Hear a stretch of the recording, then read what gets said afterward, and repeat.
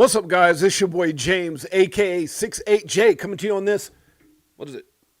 Wednesday. Good Lord, huh? Almost forgot what day it was. Coming to you on this Wednesday. Appreciate you guys in a major way, guys. We got one hell of a show for you guys today. I look up and who do I see? The most amazing family on planet Earth, EARF, hanging out with me. Shouts out to the greatest family on planet Earth. Tiffany Serranos is in the house. Good to see you. Silver Days XRP up in here. DCA Crypto Dave in the house. We got Marvin Davis in the house. Can't chat, hanging with the fam. Oh, good to see you, my brother. I appreciate you in a major way. Thank you, my brother. Marvin Davis, hanging with the family, still showing some love for his brother. Chicken 415 in the house. Guys, we got, if you guys don't know, we are live right now. We typically go live Monday through Friday, 12 p.m. Pacific Standard Time, 3 p.m. Eastern Standard Time is typically our locked-in time. I didn't stream yesterday as, you know, just kind of hanging out. And got really busy with just a lot of things, honestly. It got really I was running errands all over the place. You know, just had a lot of fun, but doing some things, and it was an enjoyable day. Did some more things for my wife. It was incredible. So, and so then today, I've planned on going live, did all the research, and then something kind of shocked the space, right? These we're going to talk about in a minute, these videos that were put out by Zach Rector, I didn't catch him till later because I wasn't you know, engaged with them in regards to that. So I've been doing some research, doing a couple other things, and really preparing for our New Year's tonight, trying to get some things in order where we're going to go for dinner, all that kind of stuff. So, and then when I saw the videos, I had to go through and listen to the videos, and then contacted a few folks. In regards to people that, you know, just to see what was, you know, was going on from different perspectives. And so I said, okay, so I wound up pushing my show out. So, but anyway, hey, we got a show. We're going to talk about it. I don't want to make that the main part of my show, but I definitely want to make sure that, well, I think it will probably, because it's kind of controversial there as far as what's being said, but we'll kind of go over those things and much more in just a little bit. So again, guys, we are live right now on X, live on IMUTV, and live on YouTube. And so we'll get back to our 12 p.m. Pacific Standard Time, 3 p.m. Eastern Standard time frames. And so I don't want to, you know, get away from that. But sometimes things happen where you can't, you know, be directly on time for various reasons. Okay, let's get right into it. Market cap. Let's do a refresh and see where we're at. So guys, look, a lot of faking out, a lot of things happening right now. You know, it's funny. I shared something which was against the grain. You know, we have to be careful in this space that we're locked in, and there's enough valuable information where you can go out there and get what you need in regards to, you know, the information to help you make the best decision possible. What I've seen that has consistently been, in my opinion, some of the best information, and I take little tidbits from everybody. Trust me, that hasn't changed. But I really like the perspective of where Dr. Camelia Stevenson, I'm not sure how you say her first name, but some of the things she's been putting out, because it's very reserved, but it's to the point. It's talking about facts. It's talking about what has to play out. And I think that's where I would tell people really to get connected in regards to understanding what's happening. She's extremely bullish. She's bullish as heck, but she puts it in a perspective of trying to get people to understand where what we've gone through, where we're at, where we're headed, and, you know, the foundation and what you know, in regards to what has to be laid for that to happen. See, I got a couple messages here. Make sure I didn't. Here's what I will say, guys. See if there's anything I need to be aware of before. Okay. So here's what I'll say, guys. So anyways, you know, yeah. So let's move on. Let's get through this, and we're going to talk about that crazy, you know, the not crazy, but the stuff that was put out by Zach, and my feelings towards that. And I'll kind of get into that in a second. Okay. Bitcoin. Got to be very careful, guys, right now. There's enough in this space where I'm bullish as hell in the long term. I'm bullish as hell for Ripple and XRP, Ripple, however you want to phrase it. But I'm extremely bullish to see what they have in place, the partnerships, the acquisitions, just everything. Guys, look, it is one of the greatest opportunities, in my opinion, of our lifetime. But let's, and nothing we talk about in the show is financial advice. So let's get through this. Bitcoin right now, 87,678. We got Ethereum right now just below $3,000. BNB right now, 864. XRP, 184, guys. But one hell of a roller coaster. Solana right now, 124 and some change. TRX right now, 28 cents. Dogecoin coming at 11 cents. ADA right now, 33 cents. Guys, Link, that old stinky linky, 12.25. We got ZEC, Zcash is a big deal at 5.12. We've got XLM right now at 20 cents. LTC, 76.76. AVAX right now, 12.32. HBAR coming in at 10 cents. Shiba, 5 zeros and a 6. That's cinco zeros and siete. What? No. And seis. Says siete.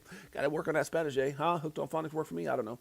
Toncoin right now, 165. We got Uniswap right now, 566. Crow, if you didn't know, at 9 cents. Discount in a major way. If you guys remember in 2021, this thing got up to like 96, almost 97 cents. Polkadot right now, 178. What a discount on that one, huh? Again, it's crazy to see these numbers. I'm not going to elaborate because it's going to make my show long. We got Aave right now at 146.24. Near, let's make it clear, 151. We've got Astra right now, slip past that dollar, man. So hopefully, again, some people may or may not have taken profit. Depends on their situation. But yeah, that thing went up over $1. We're chased down. ICP right now, 277. Midnight is 9 cents. I think that's the one that has something to do with Charles Hopkinson, right? RLUSD is at 51 on CoinMarketCap. We've got, let's see. Cas right now, 4 cents. Ondo coming in at 36 cents. Matic at 10 cents. Also, guys, if you're checking us out for the first time, my name is James, aka 68J. Been in crypto since 2017, documenting my journey in the evolution of money. With that being said, remember, nothing we talk about on the show should ever be considered or deemed financial advice, for I am not a financial advisor. That's it. All right. Let's see. Algo right now, 11 cents, guys. We got Filecoin, 130. XDC right now, 5 cents. Atom coming in at 192. Matic right now, VChain coming in at 1 cent. QNT right now, 69.34. We got Render at 129. Cake, 188. XTZ right now, 49 cents. Optimism coming in at 26 cents, guys. We've got Stacks, just like the song we play here each and every day, no affiliation. I had to say, let's make it clear. Yeah, it gets in your brain after I say these little rhymes with the coins and stuff like that. That's funny. INJ, shouts out Tiffany Serranos and Gabe. We got INJ right now, 425. We got coming in at number 100. Ever heard of Humanity Protocol H? Okay, that might be the shortest ticker ever. H. H made the top 100. Don't know what it is though. All right, let's get right into it, guys. All right, let's get right into it. Shouts out to what is real Matrix. What's up, 6'8"? Good to see you, my brother. Huh? Good to see all my family here. Now, guys, I need to get into this, and here's what's so crazy. And make sure you hit the like, subscribe, notification, all that stuff. This wasn't even part of my story going into this morning, and then all of a sudden my phone started blowing up.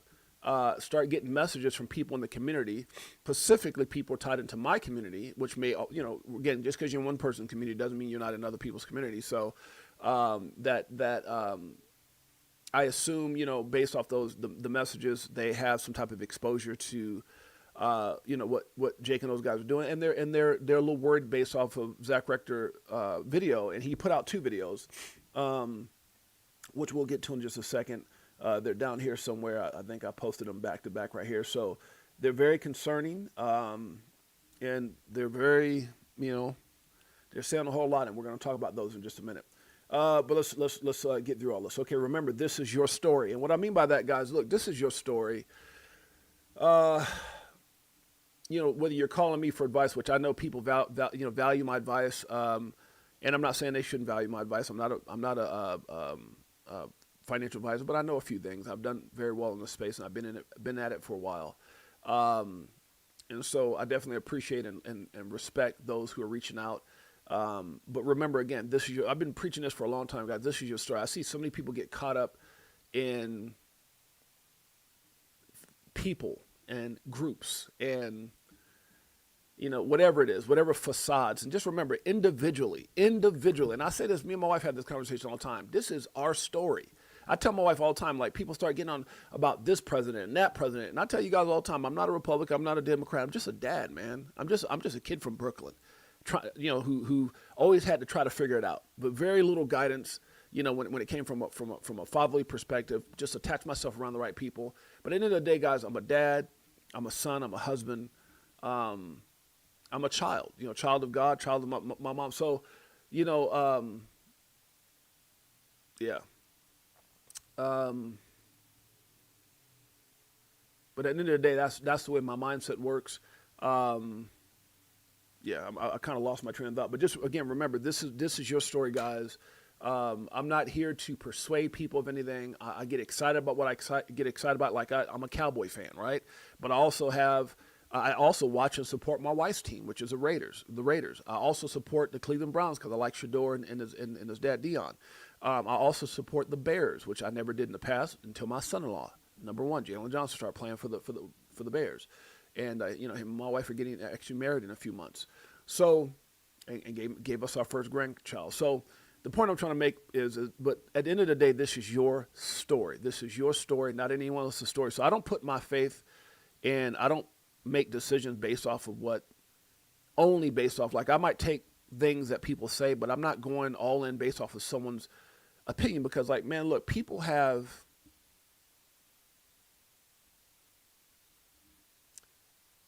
You just got to be careful. Is all I'm going to say. I was having conversations about.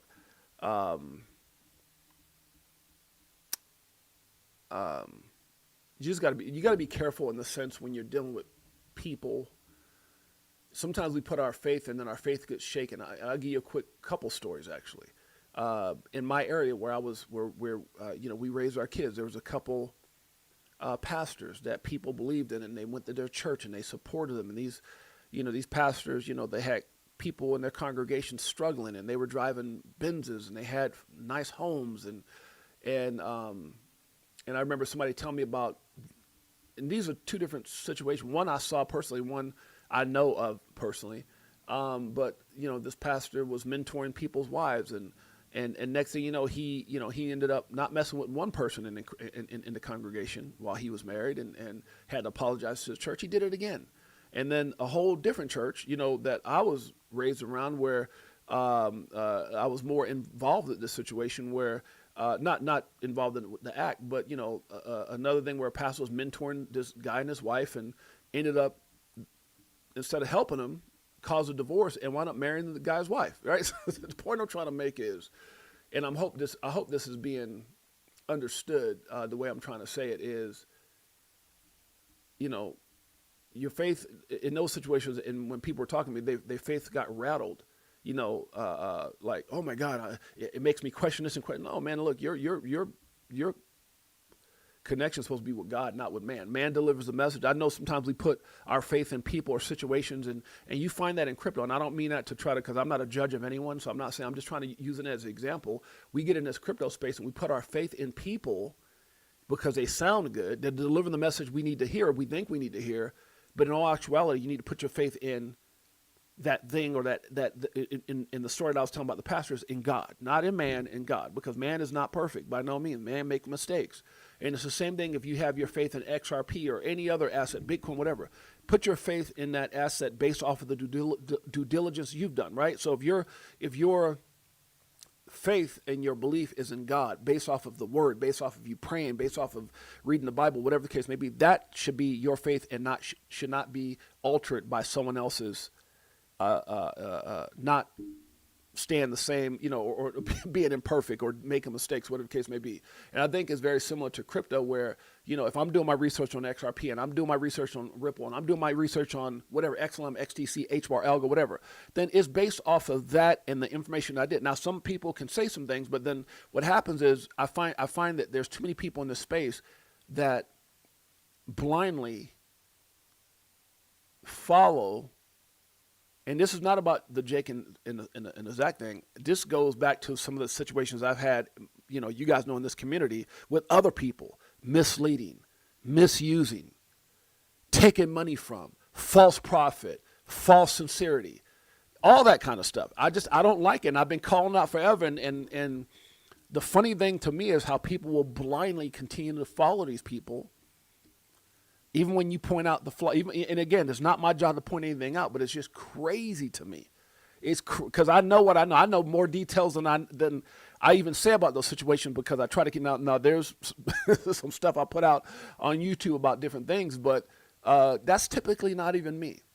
I typically don't even get caught up in these gatherings and this crap and this shikaka, if you will. Little segue into it. Shikaka.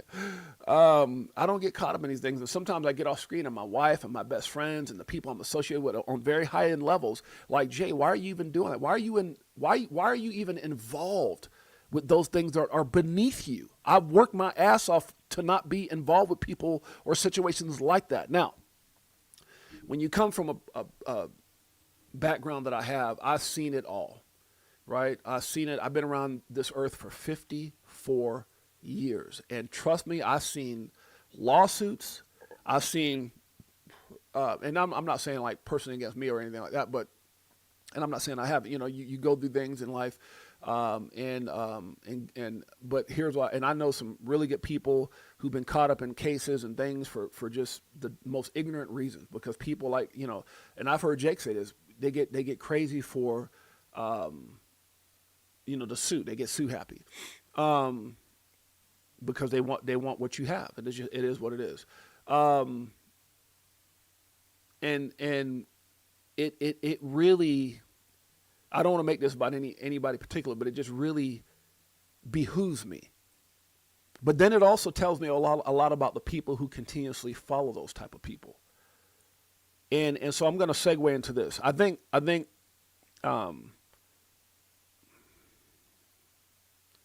made a comment when I got in this space or some time ago where I said when I got in this space, there wasn't anyone that really helped me. Nobody. Matter of fact, no one. Zero.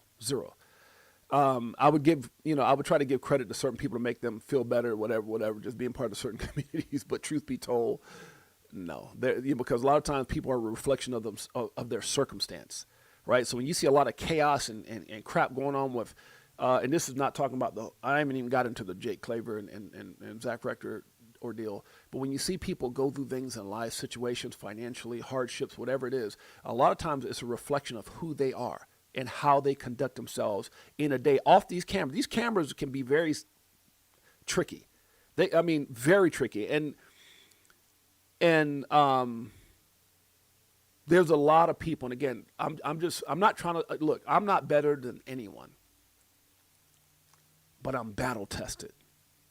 I am I would say the other word. I am effing battle tested in every aspect, from a kid who had nothing to a person who was never told they could, and to define the odds and going, and my family, my friends, and the people that I love and care about who come on here, they know my story. John Singh, 40 years, Sly Fox, 30 years, TR, 15, all these people know, Noreen, 30 years. These people know my story.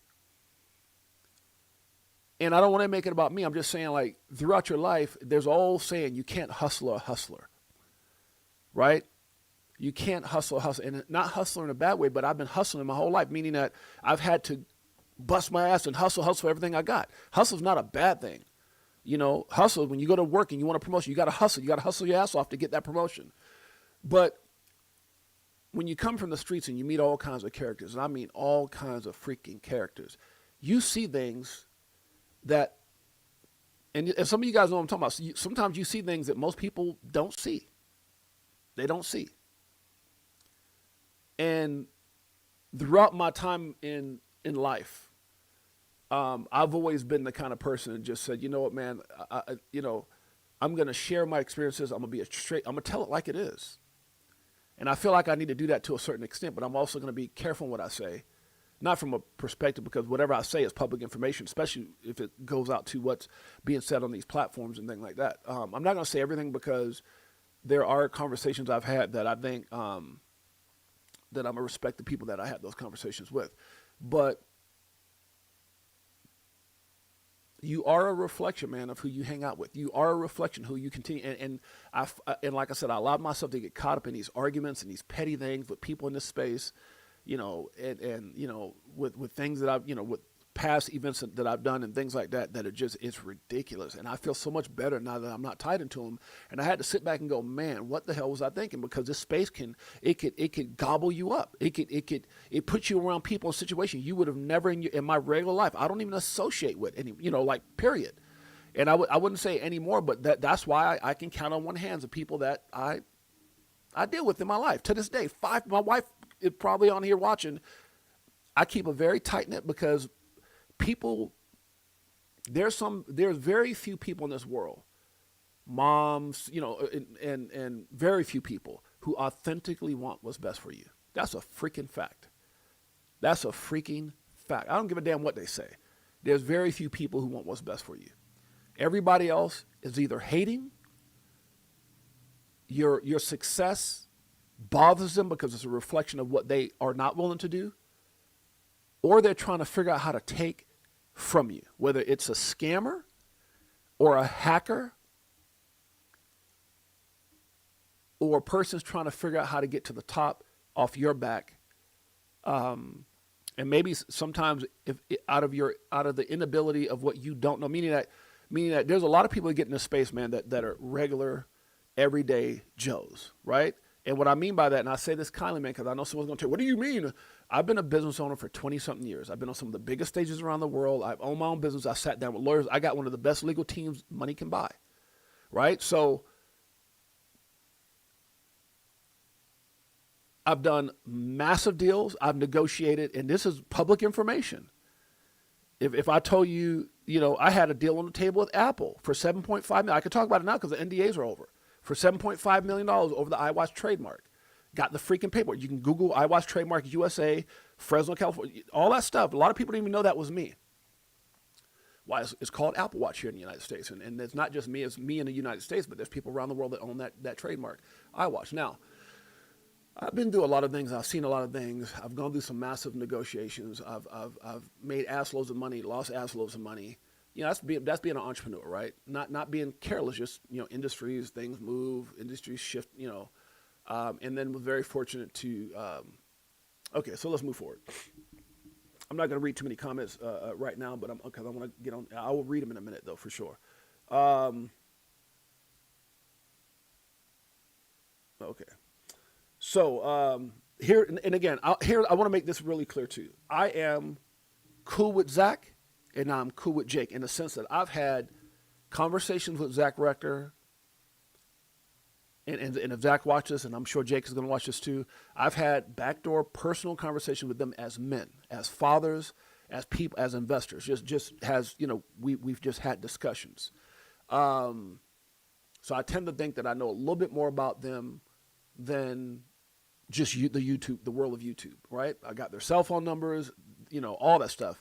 We, text messages, all that good stuff. And so we have we both, or should I say individually, we both, or I have a personal relationship with both of them. They both spoke at my XRP Las Vegas meetup event last year. And there's a reason for that. They're both committed to speak at my event this year, as I've already reached out and talked to both of them. I've already got a confirmation from, that Jake said he would come, and Zach may or may not come this year. We had a conversation about that as well. And that's, just some things he's doing and being busy. And I believe they might even, I'm not going to say, but I know they got some young kids, but so I've had conversation with both. And I think individually, from what I remember, they're really, now I'm not going to compare it to, I think they're two different people, right? Haven't gotten too much into Jake with like his personal life, but I know with Zach, me and my wife have hung out with him and his wife in Vegas and talked family and all those. And we've had some like long conversations, over an hour plus conversations multiple times by cell phone, me and Zach. And me and Jake have had long ass over an hour conversations. So I'm not, some conversations were business related. Some conversations were more business and a little more personal. So I know these guys fairly well. I was shocked, guys, and I put what in the hell. I was shocked to see. And so let me just do this before I go into that. So it says it's easier to be fooled. It's easier to fool people than to convince them that they have been fooled. Now, this to me, don't know why Zach put this out. Not saying it was vetted towards Jake or the situation, but there's so much truth in that. It's kind of like another situation where it's easier to fool people than to convince them they have been fooled. And there's another situation, which I'm not going to mention names and all like that. I've people can, only assume, but where you try to tell people about a situation and you expose the truth. This person did this person stole this person did this person, and they still blindly got their tongues all on that person's ass. And that's okay, because some people like being followers. Some people like being, some people would rather be around dirt so they feel better about their own situations. I don't know what the situation is. I don't know. I have no idea. But if I knew certain things and you could prove to me those things, I don't want nothing to do with that person at all. Now, I am guilty of trying to keep the peace for certain situations that just weren't meant to, and it just over time got worse and worse. And that's all I'm going to say about that. But it is easier to fool someone, and it seems like a lot of times people embrace being fooled and embrace being in those situations with people because they just feel important, or whatever the case may be. It is what it is. I'm not going to get too much into that, but I do believe that statement is true. It's easier to fool people than to convince them they have been fooled. People don't want to know the truth. And I gave the example of how this gym hired my wife. I think it was like a couple of days ago when I did stream.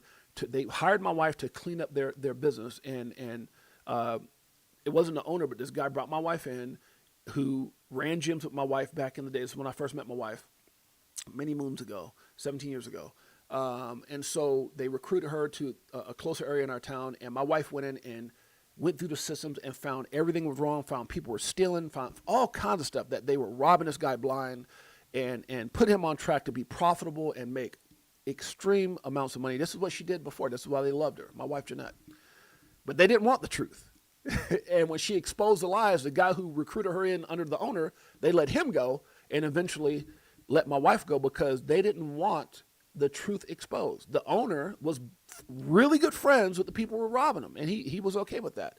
Could you imagine knowing people are full of shit, knowing people are horrible, corrupted? Funny thing is, I've met a lot of people like that in this space. They seem not to care. It's crazy. All right. I got some stuff about charts, man. It's hard to even talk about that now that I got into this part. So let's just get into it. So Zach put out some things here in regards to his feelings on Jake, and he and I'm just going to play some of this because, again, guys, here's the thing. Jake is, and I'm gonna try to figure out how I word this. I consider Zach in the world of crypto to be my friend, right? I consider Jake in the world of crypto to be my friend. Now, we've never gone fishing with either one of them, and I'm just keeping it a buck. I can tell you how I feel about them through our exchanges in person. I can tell you how I feel about them through my personal conversations and things like that. But then I've also got to be honest as a person in this media thing, this world of media, right? World of, because I don't think people take enough responsibility being in this position. And I know it's hard because even as I read this, I had to really think about. So what I'm going to do is I'm just going to talk about what I think he means and what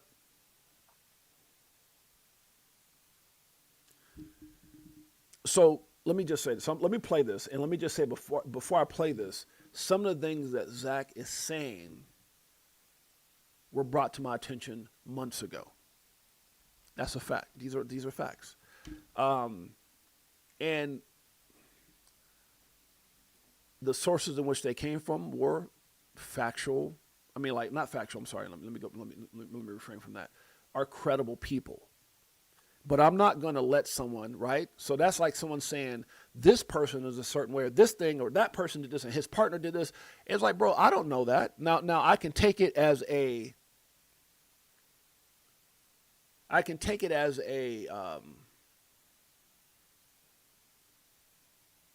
as giving me the wherewithal to be careful, right? Or be cautious. But I'm not going to persecute someone based off of someone else's opinion. Now, if you talk to my ex-wife, she'd probably tell you I'm the worst person. I'm just telling you because that's how it is, right? When you have something against somebody, yeah, but then you get to know that person that may not be the case.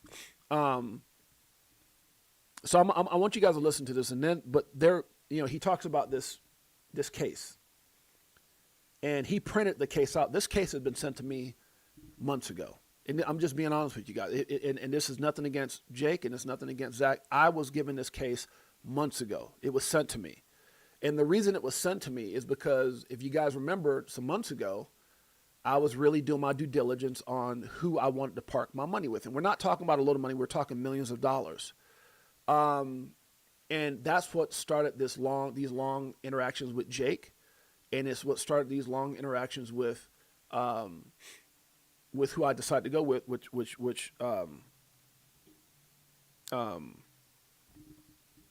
yeah, but I'm not going to use that because it's not a marketing tool. I'm just trying to tell you, when I was researching one thing, it led to all these conversations, and it led to relationships and discussions by people who are very powerful people, very successful people, people who are worth millions of dollars today, people who in their lives are over billions of dollars. Some of these people, not everybody, right? But some big people. Because you get in that little world, it starts opening up other worlds of people who are in that world. And it's like you start taprooting, and some of these discussions were shared. Some of these discussions, some of these concerns. But again, I am who I am, and I'm going to always take things as face value. Now, this is not. Here's what's so crazy, because I haven't even showed this yet. But there's people from I got. And again, I'm going to be careful what I say. Someone who's near and dear to me that I love a lot in this space, and we have a relationship, who doesn't show their face up on these platforms very much because of their government level of who they are.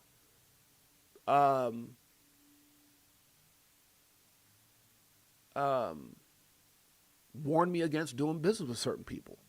And they said, Jay, I don't like, and then they were telling me things that they knew, and I've had other people reach out to me and say things about this person or their partners. And again, you ask my ex-wife, she might say I'm the worst person in the world, so I'm not going to hold that against anybody's head or over anybody's head.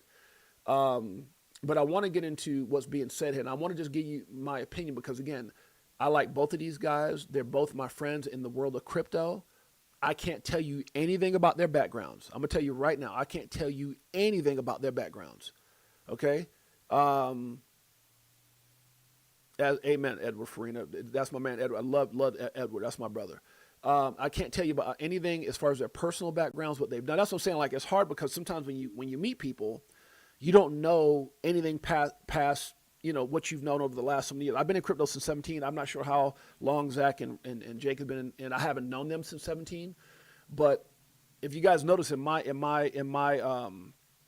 chat, there's a lot of my friends who are 40-year friends, like John Cena, 30-year friends like Mike Owens, 15-year friends like TR, 30-year friends like Norina Sammy Taylor, 15 to 20-year friends like Richard Duff. So there's people in my chat, in my life, that are here, and they can validate.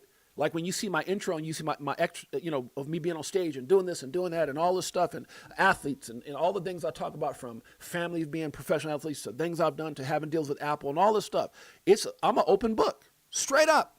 I'm not, and I think that's the thing that I found in the space. I'm gonna jump away from Zach and Jake for a minute and go into, there's a lot of, God, how do I say this? Because I'm trying to watch it. There's a lot of freaking idiots in this space. There's a lot of misleading idiots in this space. There's a lot of people using YouTube and crypto for their own personal gain, and it makes me sick. It makes me sick. They take no accountability. And it's so funny? There's a lot of bit boys out there. And I hate to say that about the gentleman, but there's a lot of that out there. People who weren't that much of anything, who come into space and they have the right look, they shaved a certain way, they got good cameras and good lighting, and they do all this stuff, and they pray on those who don't know as much. And for people who have been around, and I'm not trying to say I'm this and that, but God dang it, I'm 54. I've done a lot of, God has been good. I've done some incredible things. I've been in some big ass rooms. I've been in front of thousands of people speaking. And again, these are a lot of people who are in my life. They come on this show. I've had them on this show. But there's a lot of damn idiots in this space who are misleading a lot of people with these prices. You know, there's just clickbait. That's all they do. And they take no responsibility for anything. And then there's a lot of predatory people in this space. And you've heard me talk about this before today. Like, do this and get in my thing, and you know. And I understand it's a business. I understand. I get it. And I think there's some value. Look, if you can monetize your skill set, God bless you.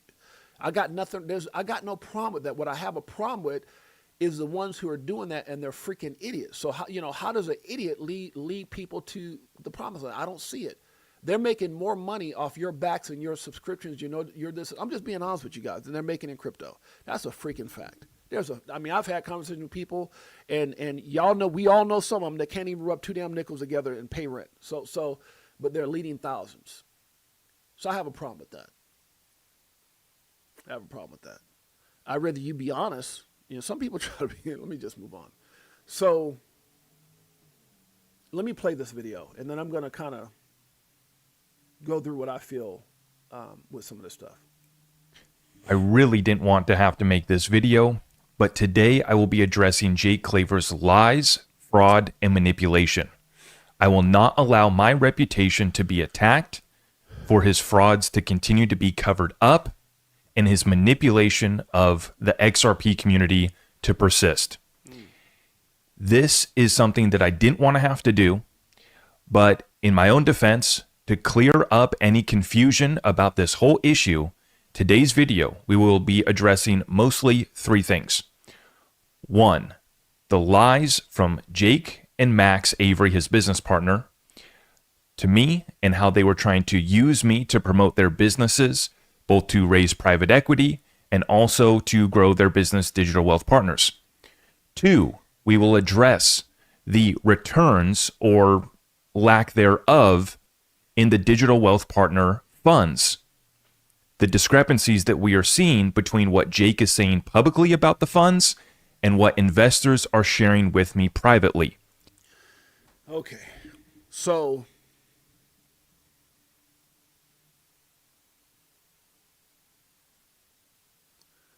I'm going to tread carefully here.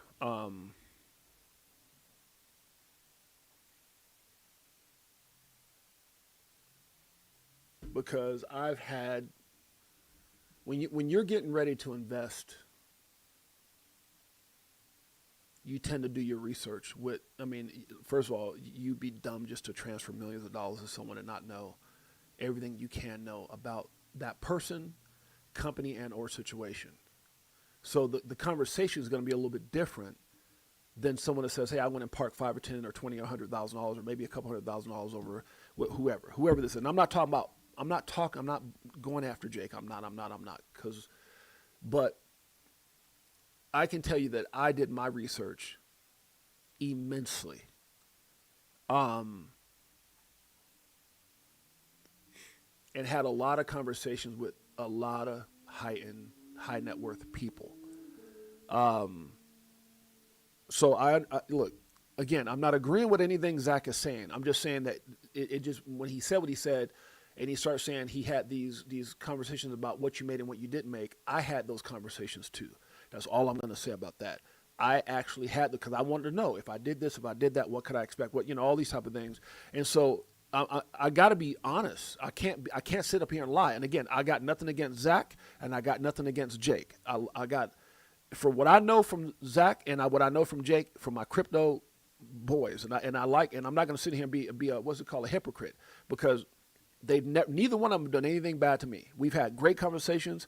I got nothing but love for both of them on a personal note. Again, you can, and I'm going to say this as kindly as I can. I know some people who, when you look at them, they're beautiful or they're handsome. When you talk to them, they're articulate and they seem smart. And the first impression is incredible. But when you start digging, you learn things that are questionable. And I don't care how, and you got to be, and for me, it's like, I think about the story of Jesus and his disciples and how, all these different, I don't want to get into a big thing, but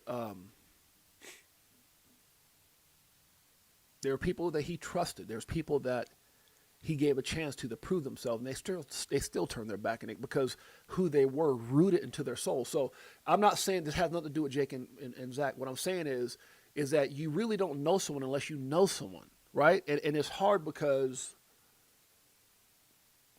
you might have grown from those situations. You might have got better, right? When you hear some of those stories of in the Bible, and I don't want to get into that like I'm preaching to somebody, but look, we all have had things that we may or may not have done that that we're not proud of. All of us. Come on now, stop it. You want to sit here like you're perfect? Come on. I'm not going to sit here and those like I haven't made mistakes in my past, or I couldn't have done things better.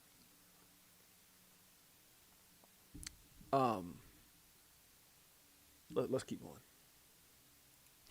And third, we will be addressing the manipulation of the XRP community by throwing out ridiculous claims and predictions that are not backed by real insider information, NDAs, and whatever other story he wants to fabricate. I didn't want to make this video, but I hope that this addresses the situation, clears the air, and people can see why I've taken a stance of distancing myself from Jake and his business. And I also will provide solutions on how we can address this situation, how Jake could potentially, set the record straight himself. And I hope that he does the right thing. I think it's, oh man, it's so hard because when you're,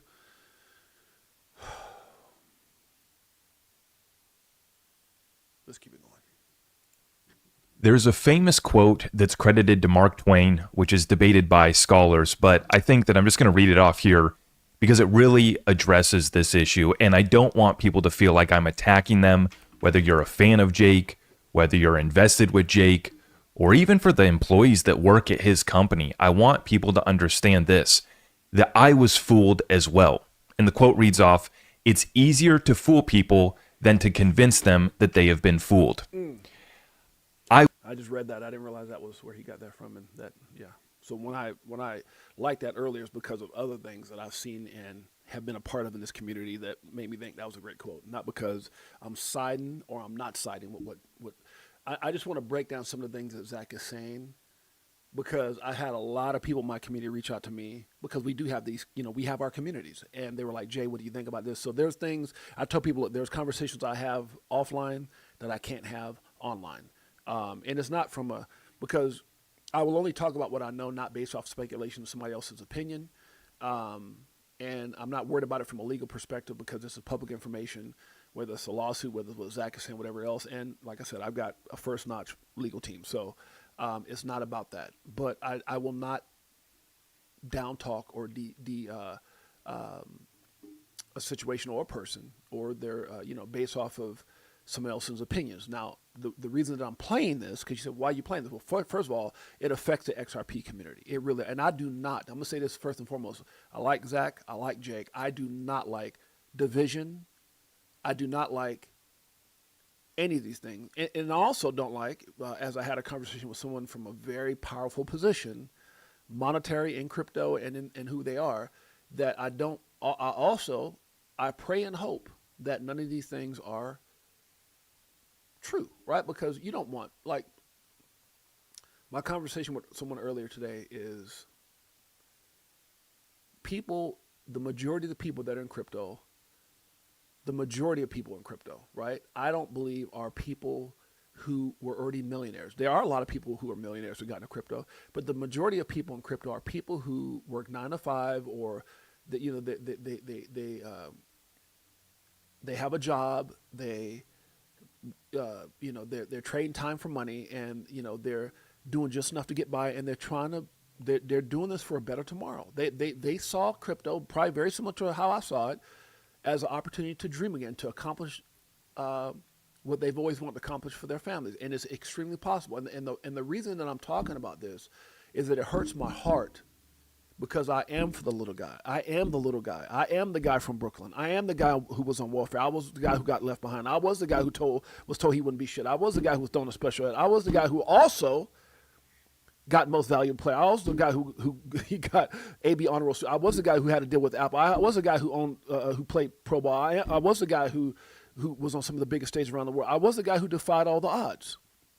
Right? We even owned semi-pro teams in California. So I was the guy who came from the shit and found a better way. But what hurts me about all this, number one, is this division and this crap within our community, and especially in the XRP community, right? But the other part about this that bothers me is that I don't want anyone to be taken advantage of. And I'm not saying that's the case. I'm just saying that I represent the little guy, the guy who's sitting there listening and hanging on to every word. There's people out there like that. They're looking for guidance, and they're going to go with the person who seems like they know the most. And they're trusting these people, and they're trusting, and it's not just a Jake and Zach thing. It goes beyond it. There's a lot of these people in this space. It's a fact. And I mean these people in the sense that I think there's good people, and I think there's people who are taking advantage of people. And it makes me sick to my stomach, which is one of the only reasons I started this doggone show.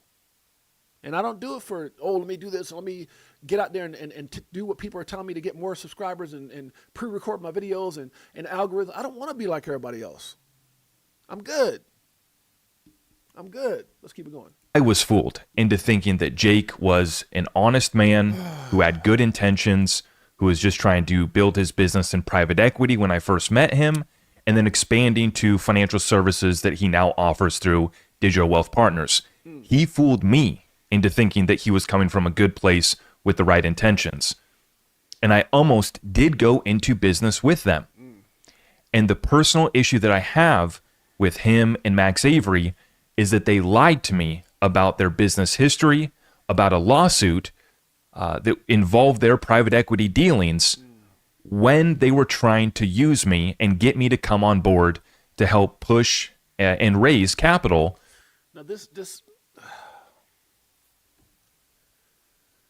this hurts my heart in the sense that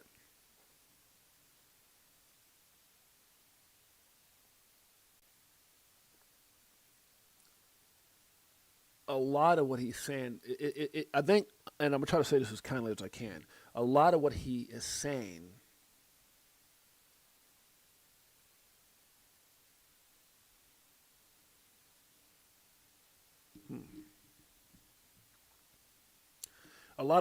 these stories of this, that, and everything else, I heard these things months ago, right? And I'm not going to say and it's just sad because when these things were said and these emails were sent and all these things were sent, I'm just like, I'm not discrediting them. And on my own, I did some research to validate what was being said. And what Zach is saying here, a lot of it is his perspective on public information. But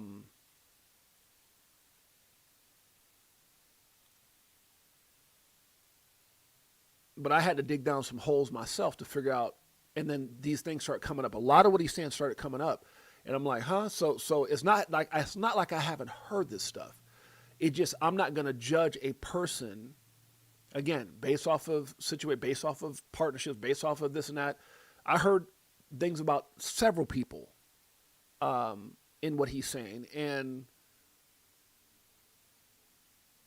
again, I'm not here to throw stones because I like both these guys. I like Jake.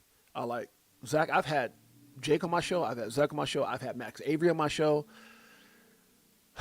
And I've had a lot of people on my show. And they were on my show prior to me hearing all this stuff. But again, I'm not going to take someone else's perspective on, because to me it's just information.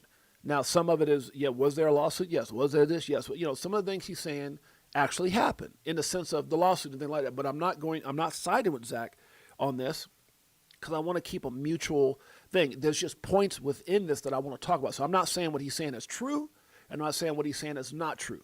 I'm saying what he's saying is what he's saying. He's saying it for a reason. What he believes and things that I've heard. So some of what he's saying is things I've already heard. But I'm not going to those stones because, again, I don't like hearsay, right? And I'm not saying I don't like hearsay that's not what I'm saying about Zach or anything like that. But if someone said, Brad Garlinghouse used to do this and used to go to strip clubs and used to, and like, look, I mean, maybe, or in a bit, now that might be a little facetious. If someone said one of those guys from Ripple had done some uncanny business in the day, whether it's Chris Larson or and I'm not saying, I'm just giving an example, or Brad Garlinghouse or Joe Katz, what it would make me do is it would make me dig deep before making a big investment in that company or in an asset being represented by that company, because I do have an old belief that if you've done it once, you'll do it again. And if you're capable of that, you're capable of anything, right? It's just a point. So I'm gonna, if someone said that about Ripple, or I'll be like, oh shoot, let me do some research on this, right? And I'm gonna be even more facetious here. That'd be like someone saying, well, Satoshi, which no one knows who Satoshi is, was some scandalous person. Then he created Bitcoin. I probably wouldn't invest a whole lot of nothing in Bitcoin or do my research to figure out if there's some, if I did invest, would I have been protected? That, you understand what I'm saying? So, I personally, again, have not had any issues with Jake, with Max, with my man Zach. And there's nothing that and I want to say this very clear, there's nothing in my engagement with any of them, Zach Rector, Jake Claver, Max Avery, he names a lot, he named, those are the people he named, that I found to be crooked or shisty or nothing like that. I want to make that very clear. And I'm not taking anyone's side. I'm just saying when something like this comes out and it affects the community and it affects my community, where people are calling me saying, Jay, what do you think? And again, I might have my personal belief about Trump or Charlie Kirk or Martin Luther King or freaking JF Kennedy or whatever, but I'm not going to get on here and I don't think that I need to get on here and like, you hear me say some things about the U.S. and what Trump's doing, this and that, and there's been positive things, but it doesn't mean I co-sign if he had done something that, let's say, if there's some truth about the whole little, what's that damn thing, that thing, what's that, if he was on the Epstein, that like, I don't condone, that's what I'm saying, like, you can like someone, but you don't know.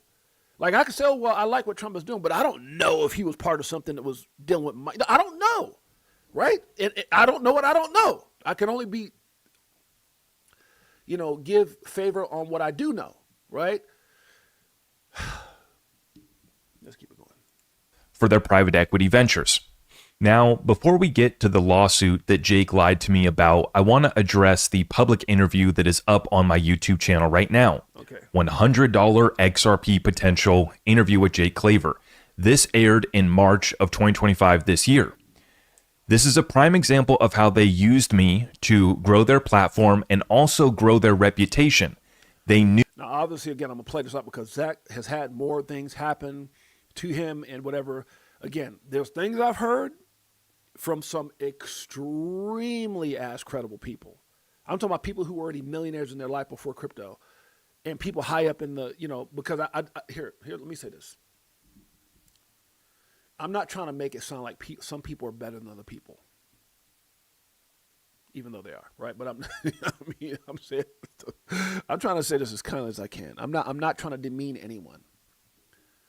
But there are some people in this world that are credible. There are some people. I got some friends, some people. I'm say friends, right? Because that's I think there's a difference between homeboys and friends and family and all that type of stuff. There are people that I grew up around that have stabbed me in my back, and I thought they were friends.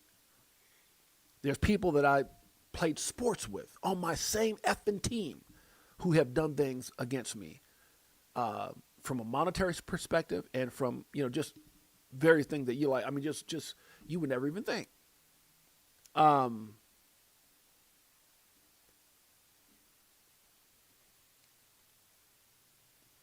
Let's yeah. I was going to go somewhere with that. Sometimes I'm just going to pause certain things. Yeah, let me pause. Knew how trusted I am in the XRP community, which is why they tried to get me on to raise private equity. It's why he tried to get me to come work for Digital Wealth Partners.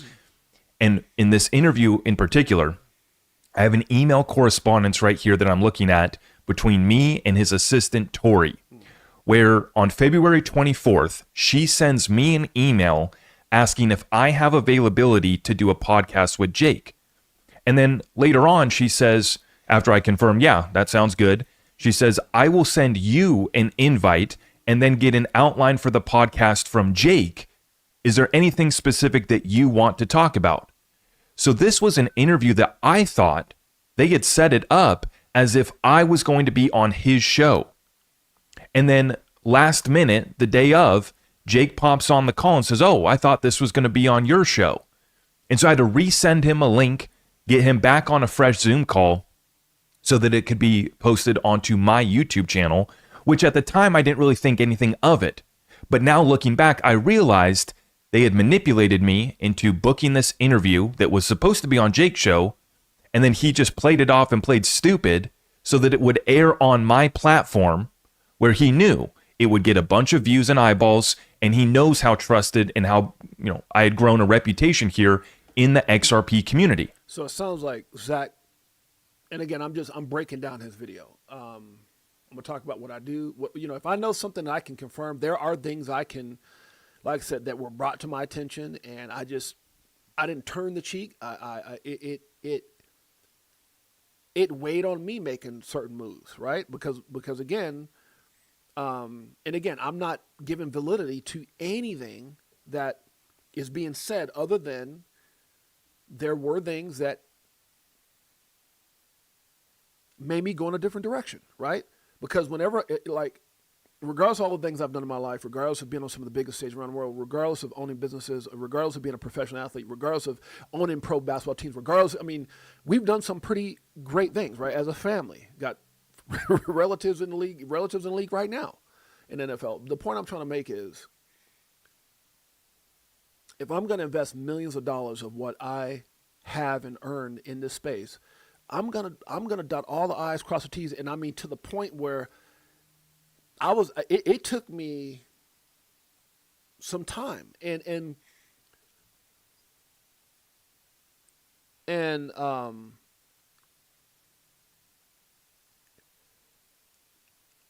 I didn't assess that there was a problem. I'm not going to sit here and say I assessed there was a problem. My decisions based off of conversations with certain people. And it wasn't all bad. It was some good, some bad, and then a lot of concerns, right? So you know how like when there's a question mark about something. And I don't know if it's bad or good, right? I mean, I guess I'm trying to play the devil's advocate and I'm trying to be a little kind, but it in my own personal decision, it led me in a direction that just was for me, James, me, not anyone else, me. And I'll do that with anything. If I get a car, like for an example, I went and bought myself for this Christmas, I think it was like a couple months before Christmas, I went and bought a $100,000 Land Rover Defender, the new extended version, right?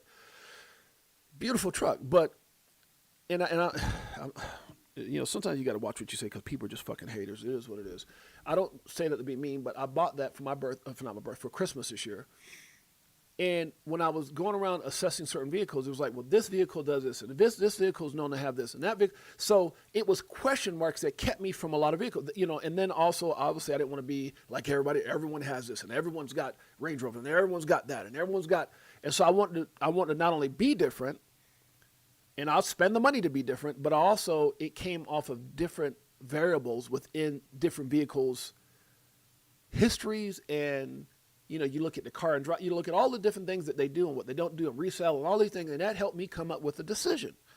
And I think that's kind of what I'm saying. Like I did my research and due diligence to the point where I had to make a decision on what I found, but it wasn't good and bad. I think a lot of times when I look at what and I've had conversations with people with this regarding Jake and what he's doing, it's just he's first. He's the first of his kind, right? Or in some of the things he's the first of his kind. I shouldn't say that, but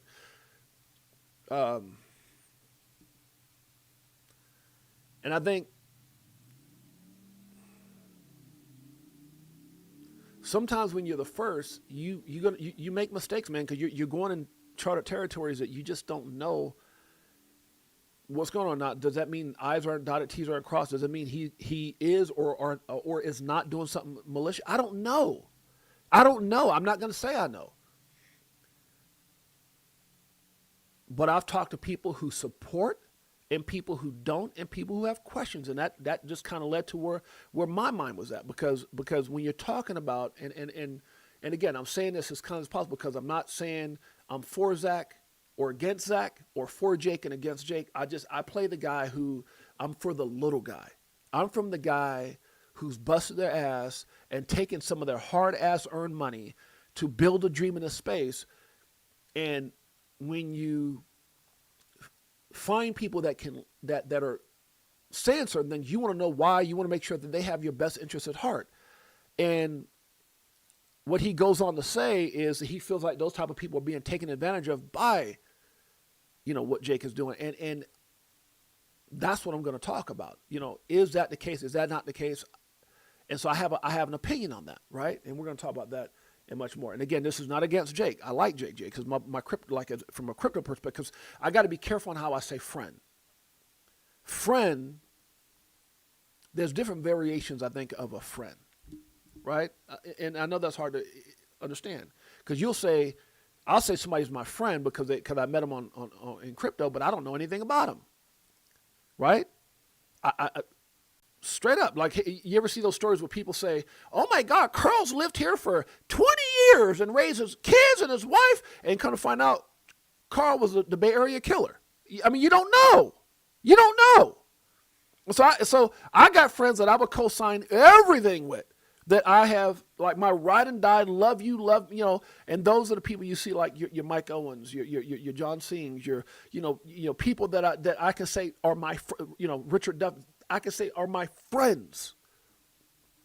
And then you have newfound friends, but don't mean, so some of those friends I've known for 40 years, they know everything about me, and I know everything about that. I can tell you everything about them, damn near to the DNA, right? And that's a different kind of friend versus somebody I met. Oh, I know somebody, I met him last year at the event.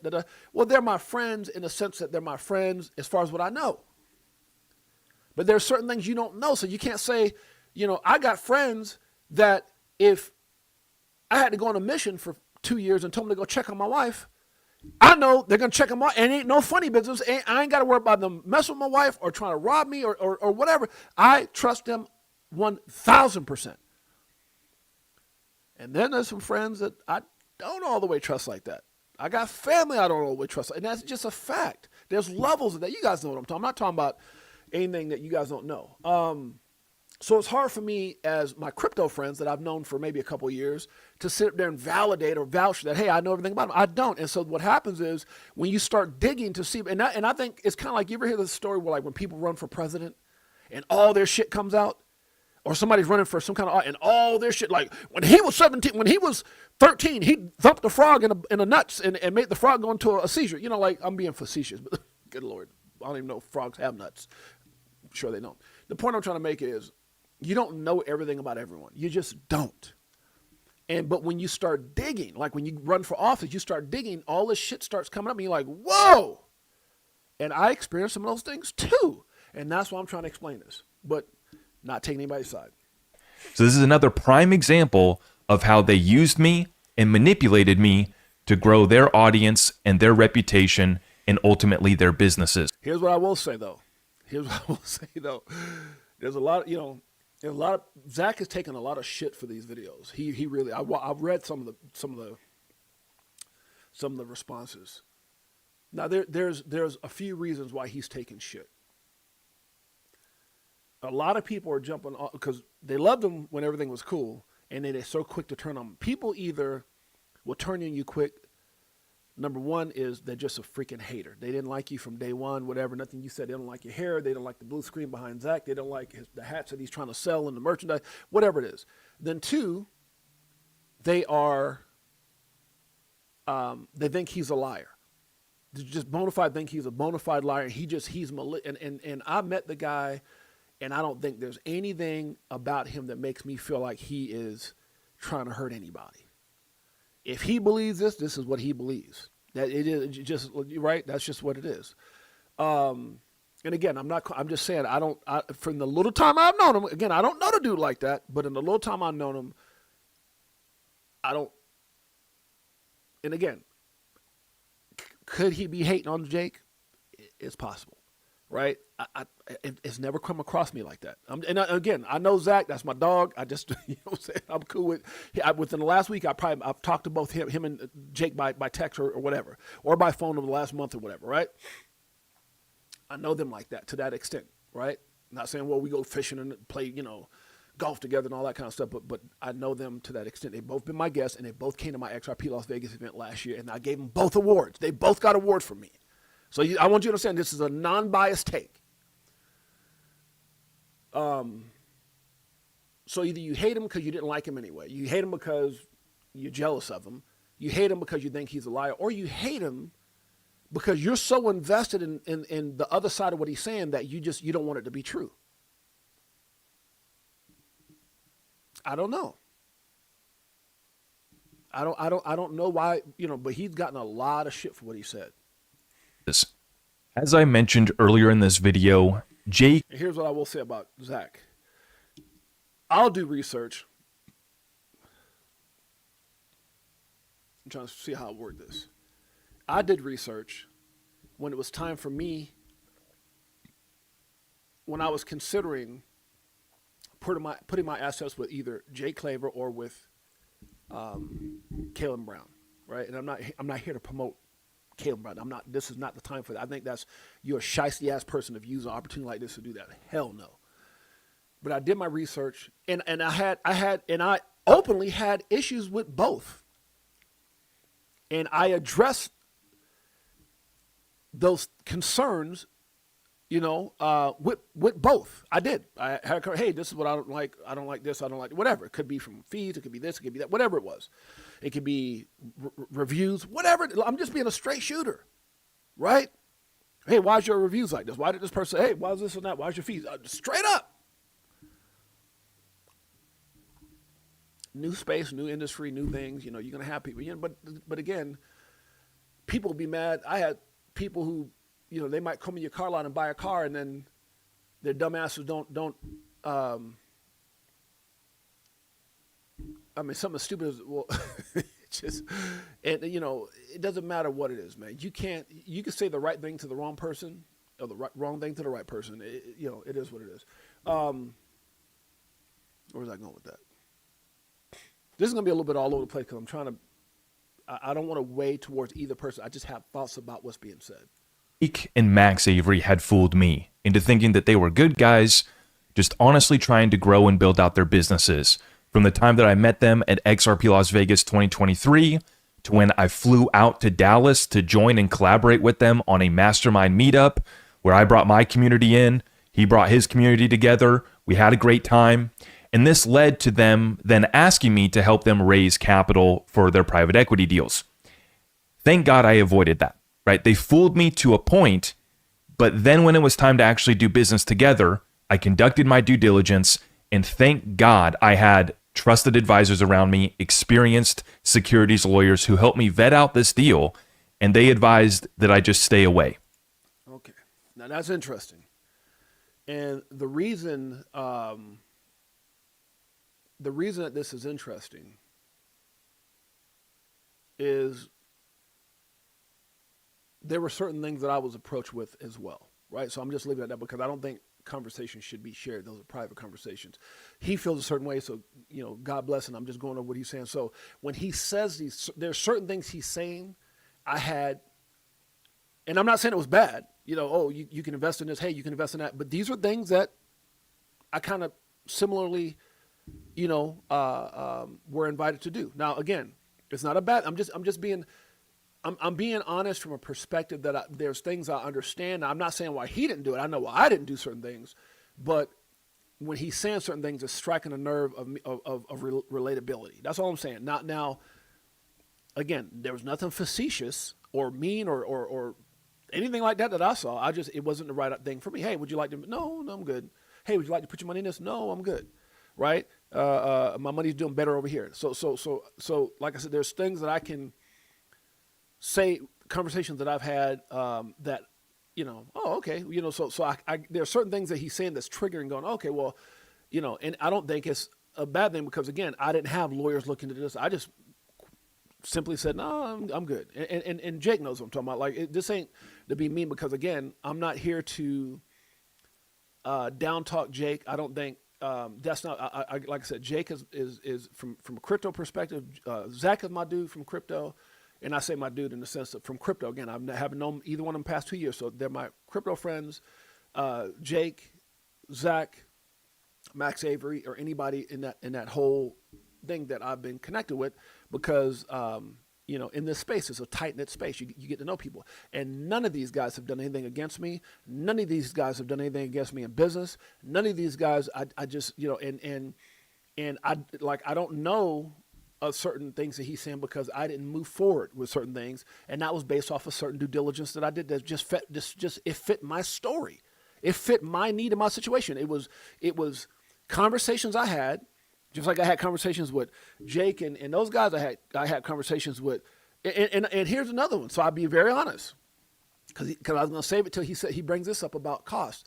I invested, and got a corporation, and I even, and I did so knowing that I could have got it done for 10% of what I paid, right? But I did it just to be supportive of my crypto friend and what he was doing. And I told him that. I told him when I was doing it, I was like, hey, man, I know I can do this cheaper, but because at that time I was really on the verge of getting done. So like even my corporation, Jake them did my corporation. So I don't want to sit up here and go, you hate Jake. Hell no. What? Hell no. I think Jake's a smart guy. I think Zach's a smart guy. I'm just here to break down what he's saying. So the corporation, yes, I just didn't move forward with any investments. And thank goodness that I did, because I was looking to raise Ripple equity along with Polysign equity with Jake and Max. And so my personal issue with these gentlemen Copy video? What the hell? Is that they lied to me about their history. I'm not going to get into Max Avery. It's not good.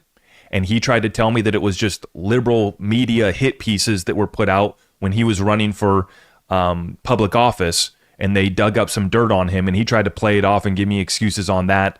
I actually had an investigator go look, and it's all real. Now, again, I'm not validating or dismissing anything he's saying. There were things that came back to me about individuals, and again, I just don't like hearsay. I don't like hearsay. I'm not saying from him because he said he had people. Look, I did not do all that. When people were coming back to me saying things, well, you know what that person did? You know what that person did? So you know what that person was doing before? I was like, look, man, I don't know what you know. And here's the thing, man. When I get information like that, right? I got people who I am extremely close with, like friends and family. I guess family is family. So can you be? I shouldn't say that's probably a bad way to say extremely close. But I have people that things have been said to me about those people, warning me about those people, and I never went and told those people. And the reason being is because the way I process information is it gives me what I need to make a decision for me off that situation, that business, or that person, so that I'm able to navigate accordingly. So I don't take information and go, oh, I heard you were, I don't do that. Because some of these people are really close to me, right? Close in the sense that we're related or whatever, right? Or some of them can be friends. Now, if it's a friend or who I consider a friend, I just distance myself. If it's a family member, I just distance myself. But I never actually tell the person what it is I was told. Because there's some people, trust me, there's some things that have been told to me about people that is crazy. And and when I was told, I would hate to think that this person said this or did this. And some of these people, we're really close to this day.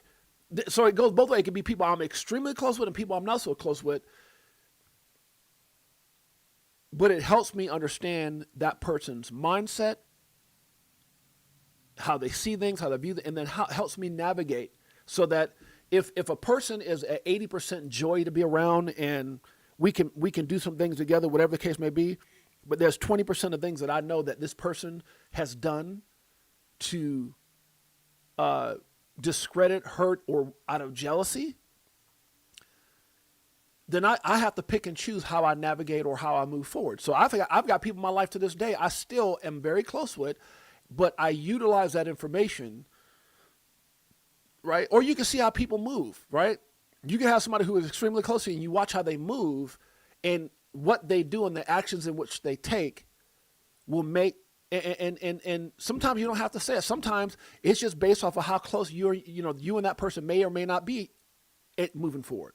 And that's how I look at things. Like if there's something that bothers me, instead of me saying, oh, you did this and that, no, because there's value in that situation that I see where like I said, it might be 80 to 90% of a good thing. And it's that 10% that bothers me. So it may keep some distance. Right. And so I think that's how I navigate and that's how I move. I use information to help me stay above and keep me at a distance to protect myself as I'm navigating with those people. Some people you meet, you don't know anything, but they could be behind closed doors saying all kinds of crap. So sometimes I actually kind of like knowing what I know. And that's why I keep my circle tight, because I'd rather know what I'm dealing with versus what I don't know. And anyway, so yeah. All right, let's move on. I'm gonna go back and research. It's just hard as hell to read all this. It rubbed me. Yeah, I mean, yeah, and it's hard for me to read this because I'll get detoured, but I know y'all got a lot of opinions on this, right? I'm just kind of telling you guys based off what I saw here. This is gonna be a long ass show. And it wasn't just a liberal, media hit piece like he tried to tell me it was. So he lied to me about that history. And then Jake and Max lied to me about this deal with Dirk Shepins from Spectre, who many of you guys. I don't know anything about this, so I'm just playing what he's playing because I don't know. Again, I'm not saying nothing negative about Jake, about Max, or about discrediting Zach. I don't know. So I only know what I know based off of what I was doing for me, my own stuff. And it opened up and brought some things to my attention, and I utilized that for my own decision. I'm not gonna say it was bad, because again, I can't validate unless I go to person. Hey, did you do this? Hey, was that really you? Hey, I never did that. So I utilize the information to help me navigate the way I navigate, and it sounds like it was a different situation for Zach. So I'm only playing this again because we're all in the XRP community. This is not a jab towards Jake or Max or anybody he's mentioned. Is not to discredit Zach. It's to just say, why were these things said, and then just my opinion based off of what he's saying, what I may know,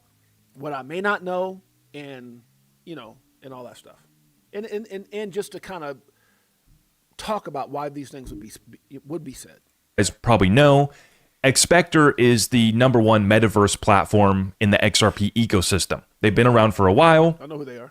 And Jake and Max were raising private equity for Dirk's company, Spectre. They also were raising equity for multiple other companies. And I agree with you, Anthony. At the end of the day, look, I was communicating with somebody prior to today's show who's a very high net worth person in crypto, outside of crypto, in the millions. And you rarely ever talk about this guy. I met this guy who is, I'm just going to leave that alone because I don't want anybody knowing who that person is. Very respectable person, credible person. And at the end of the day, that's what we're talking about. At the end of the day, man, look, we're all in this for XRP or, different. Again, we're talking about XRP because this is the community that we're talking about.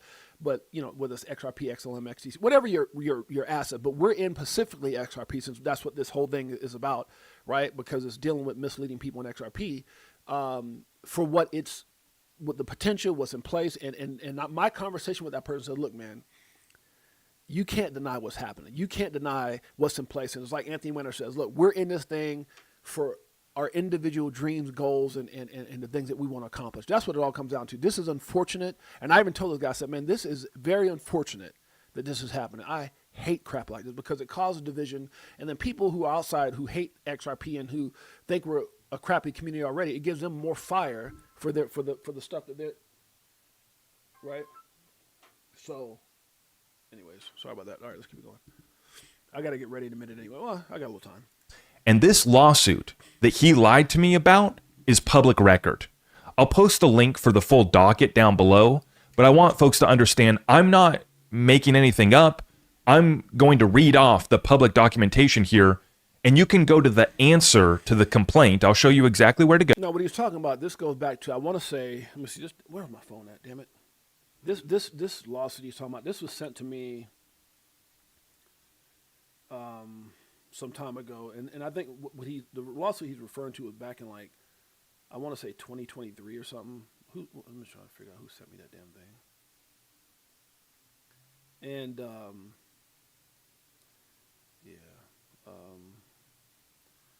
I don't know when the last thing. See, somebody sent me a link to this thing like a while back, right? And I looked through it, because a lot of that stuff came up when I was doing and I'm just being honest, like it came up when I was doing my due diligence. Because again, if you're playing with millions of dollars, you want to know what you don't know. You want to make sure that, because it's like, and I even said this to the guys over at Caleb Brown, like I don't want to get into a situation where I don't want nobody apologizing saying they didn't know this or they moved first. No, dude, this is like, and again, I'm not gonna, I'm a Brooklyn guy, dude. So I know there's a lot of people who were saying that, how, he went from 0 to 100 real quick and all that stuff. But I'm a Brooklyn dude. And where I come from, you don't play with people's family and you don't play with people's money. And so that's the kind of mindset that I have when I do everything that I do, every freaking move in life. It's to the point where if I'm going to invest in this, I know that I'm 1,000% in. And I'm not going to make a move that allows someone to do something allow someone or a situation to do something to me that's going to make me end up in prison for the rest of my life, right? Because where I come from, you don't play like that. And Mike O and other people, y'all know what I'm talking about. Like, you don't play like that. You don't play with people's, thing. You just don't. And unfortunately in this world, a lot of these hackers, they play like that. That poor guy, man, that lost all that. And it's got nothing to do with Jake and what Zach is talking about. But that situation where that guy, those people hacked that guy's money, and that guy lost all his money. He's gonna move to Vegas. It was like 3-point-something million. Look, I'd have been on some. What's that movie called? Hostage type stuff. Where that dude went over to the country and started trying to figure out. Lord, you can't play with people like that. Not, oh my God. And I know. Let's just move on. It's so much. This is such a. You guys hear me say this, and I said it 1,000 times. I'm gonna say it again. The greatest thing about crypto. Anybody can do it. There's an opportunity. The worst thing about crypto is, damn it, anybody can do it. And unfortunately, it subjects you to the wrong types of people. And this is no shade on what he's saying or who he's saying it about. Where you can read off where Jake admits to the wrongdoing in this case. Yeah. Now, after he admitted to his wrongdoing, then he settled up. Then the case went away. After he had to make a payment, I'm guessing that there was probably an NDA involved, and he also made a payment and has an NDA with Dirk Scheppens as well too. See, folks are so focused on his NDAs with insiders and all this, folks should take a look at the NDAs that he had to sign to get this deal to go away, the checks that he had to sign to make this case go away, the XRP that he had to pay Dirk to make Dirk go away. So we're in December. So this was sent to me back. Okay, I'm trying to figure out if this one originally was sent to me, but because the court thing that he was talking about, it was sent to me back. I want to say like September, but the case is not even. I think the case is this case goes back to 2023, I want to say. Let me see. It was sent to me, I want to say around September. And I'm looking because there's so many people that were sending, like when people hear, This is last updated. Okay, that's it said it was last updated 2020. Yeah, so date filed in 2023. The end of 2023 is when the date was filed for that case. And it was sent to me maybe like September, October, September, something like that. Early October into something like that. And it was the problem that I was trying to figure out who originally sent it, because it was coming from different people. And I was like, oh, I heard about that. Oh, I heard about that. And again, nothing was done to me, and I can't, I know it's public information, but I'm not here to smear nobody's crap, right, on the internet. So even when I heard, I was like, that's from my own knowledge, my own thing, and I'll but it was just one of things, different things that I was trying to dig to figure out if this is a smart move for me. And again, this is no shot towards Jake, because y'all still hear me on my show talk about Jake many a times in a very positive way. I think Jake's a smart dude. Now, I think Zach's a smart dude. So I want to give it for both. I think Jake's a smart dude. I think Zach's a smart dude. And I had to mention both their names because the next statement is not towards either one of them. Some of the biggest, some of the smartest people I've known. I mean, oh my God, I've met some people, dude, you would think they're some of the world's greatest, smartest people. And then you do some digging, and you find out these are some of the biggest con men you ever met in your life. Now, I'm not saying that towards Zach I'm just saying, do you realize a lot of scammers aren't stupid? People who can figure out how to do this, they're not dumb. They're actually brilliant. And I've many a times caught myself veering the other way because when you're that smart, how would I say this? I'm going to leave that alone. How about it? Because like I said, I don't want the wrong thing to come across. I think Zach's smart. I think Jake's smart. And I don't think Zach has never done anything to me. Because I'm trying to be neutral. That's why I'm saying Zach and Jake, because I'm trying to be neutral. I'm not trying to go either way. I'm here. What we do when we have YouTube platforms like this and things are being said, you can't just talk about the good. You got to talk about everything. Because God knows if that was my ass and I was out there fighting pet bulls with Mike Vick, somebody would have talked about that. So you got to be facetious again. You got to talk about especially things that are and will and can affect this community, and specifically my community, which is where a lot of these damn phone calls were coming from, which made me late to my doing my 12 o'clock show. Okay. And I'm going to have some personal conversations with people because, if they ask me, Jay, can we talk? And again, I'm a little leery of that as well because you don't want people to take stuff out of context. But yeah. Hey, because Dirk was going to come after him. And Verivend, the payment platform company that he was using for private equity deals, did come after him.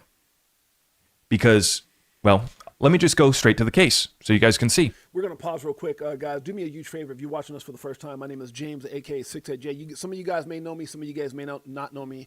I'm an ex-professional athlete, a business owner for 25 years, motivational speaker. You can look at my intro video and my exit video where it shows everything from almost winning a national title to a professional athlete to businesses that we own to owning semi-pro teams to family that are pro athletes to everything that we've done. I'm a father of 6. And so I say all that just to say that, what you see is what you get. We have a show based off of keeping it 100 for the people, a guy who came from nothing, a guy who came from food stamps and welfare, which is why I like John Deaton so much, from the struggle. I love people who've gone through some stuff to get to where they're at. And I've been in this space since 2017, 8 years. We started this show 3 years ago. We don't do pre-recorded. I've been mentored by a lot of people in this space on what I need to do to grow my channel. I don't give a damn. I think too many is just the more people, the more headache.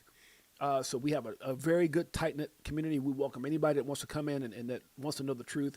It's Crypto for Life, or it's at 68J_Crypto for Life. And on my X page, what is it called on my X page? At James, I think it is. At James_68J. So if you guys want to be a part of a community, come check us out. we've done some incredible things. And on our YouTube channel, and this is, we've had Jake and Zach and Max and everybody. There's a time everybody's been on this channel. In the 3 years I've had damn near everybody on this show, including dumbass Gary Gibbs. Let me stop. But we typically have a very fun show, a very spicy show, always keeping it 100 show. So if you guys are interested, they tried to shut my channel down 3 times. Why, I couldn't tell you. A lot of people, and a lot of my videos are shadow banned because I really specifically talk about XRP. Even though back in the day we used to cover every coin you could think of. We used to do like a coin a day, a coin a week, all that kind of stuff. But we've had some incredible people on this show. Make sure you guys go check it out. And we are also part of XRP Las Vegas meetup. That is us. Last year was sold out. We're expecting an incredible event this year. So you guys get a chance. Make sure you guys go check us out. Crypto for Life with your boy James, aka 68J. Let me get back to the top here, and we will continue on. Okay, let's do this. Okay, go back to Zach. This is in the Western District of New York. Verivend versus Jacob Levi Claver and Digital Ascension Group.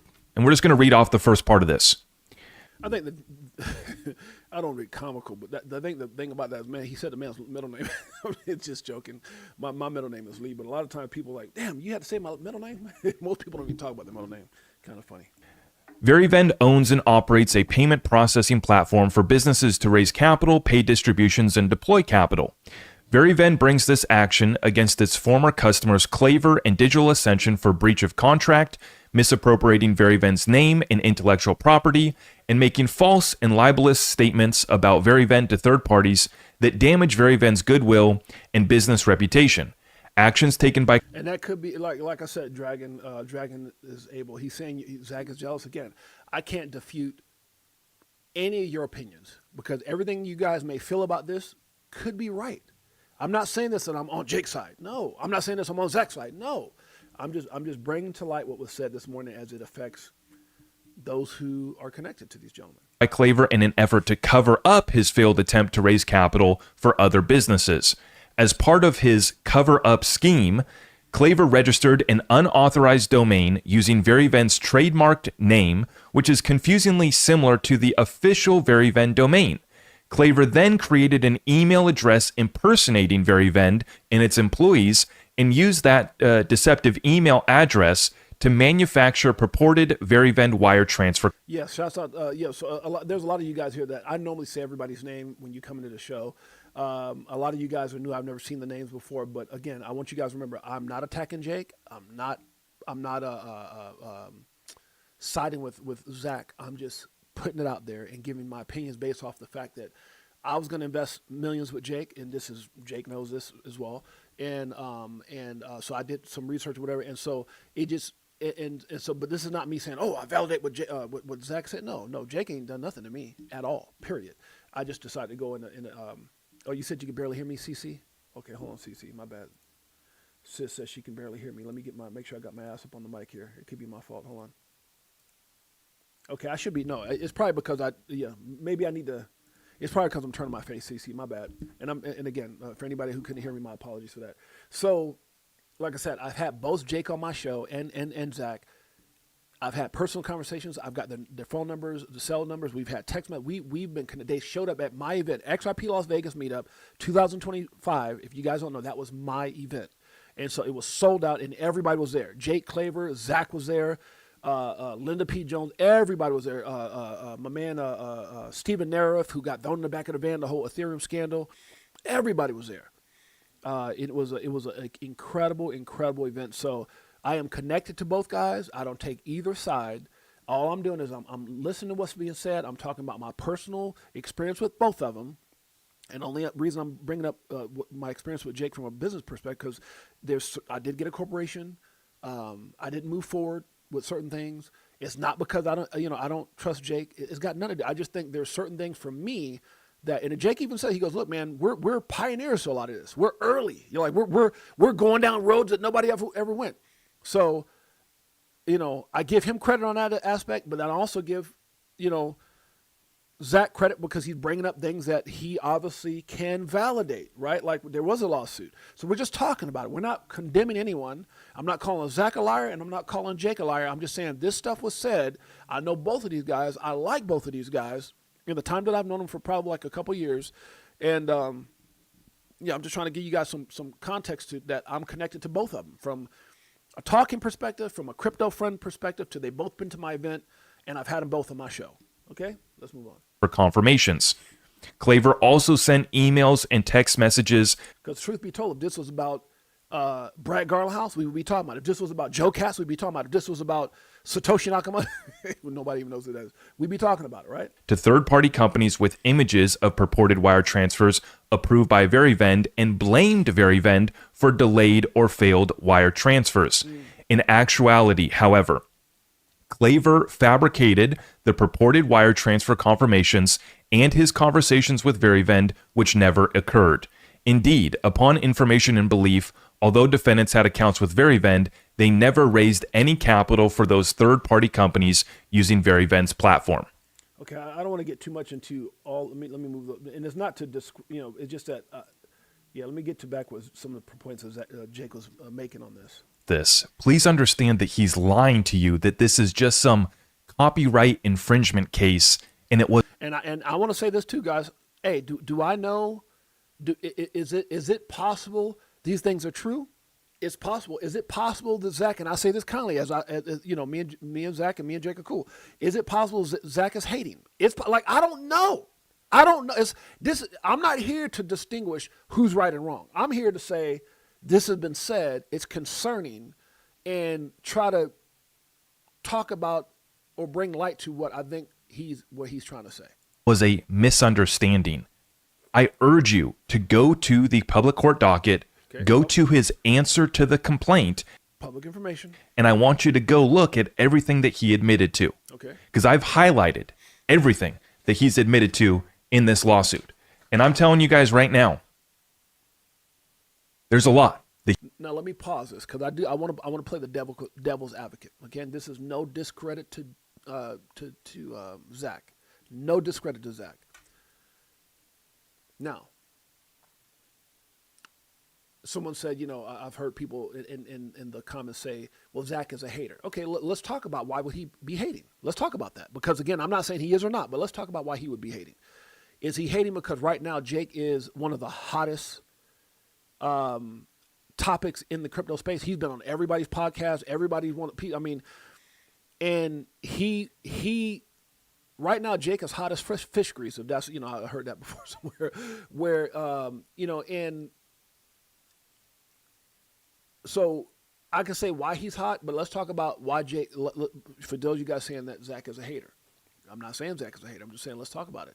So he's hating because Jake is on fire, because maybe he was smoking at one point, like it's not smoking, like on fire as well, his channel, and then Jake has been like on fire. Is it a competitive thing? Okay. I mean, but why? And again, I'm just talking.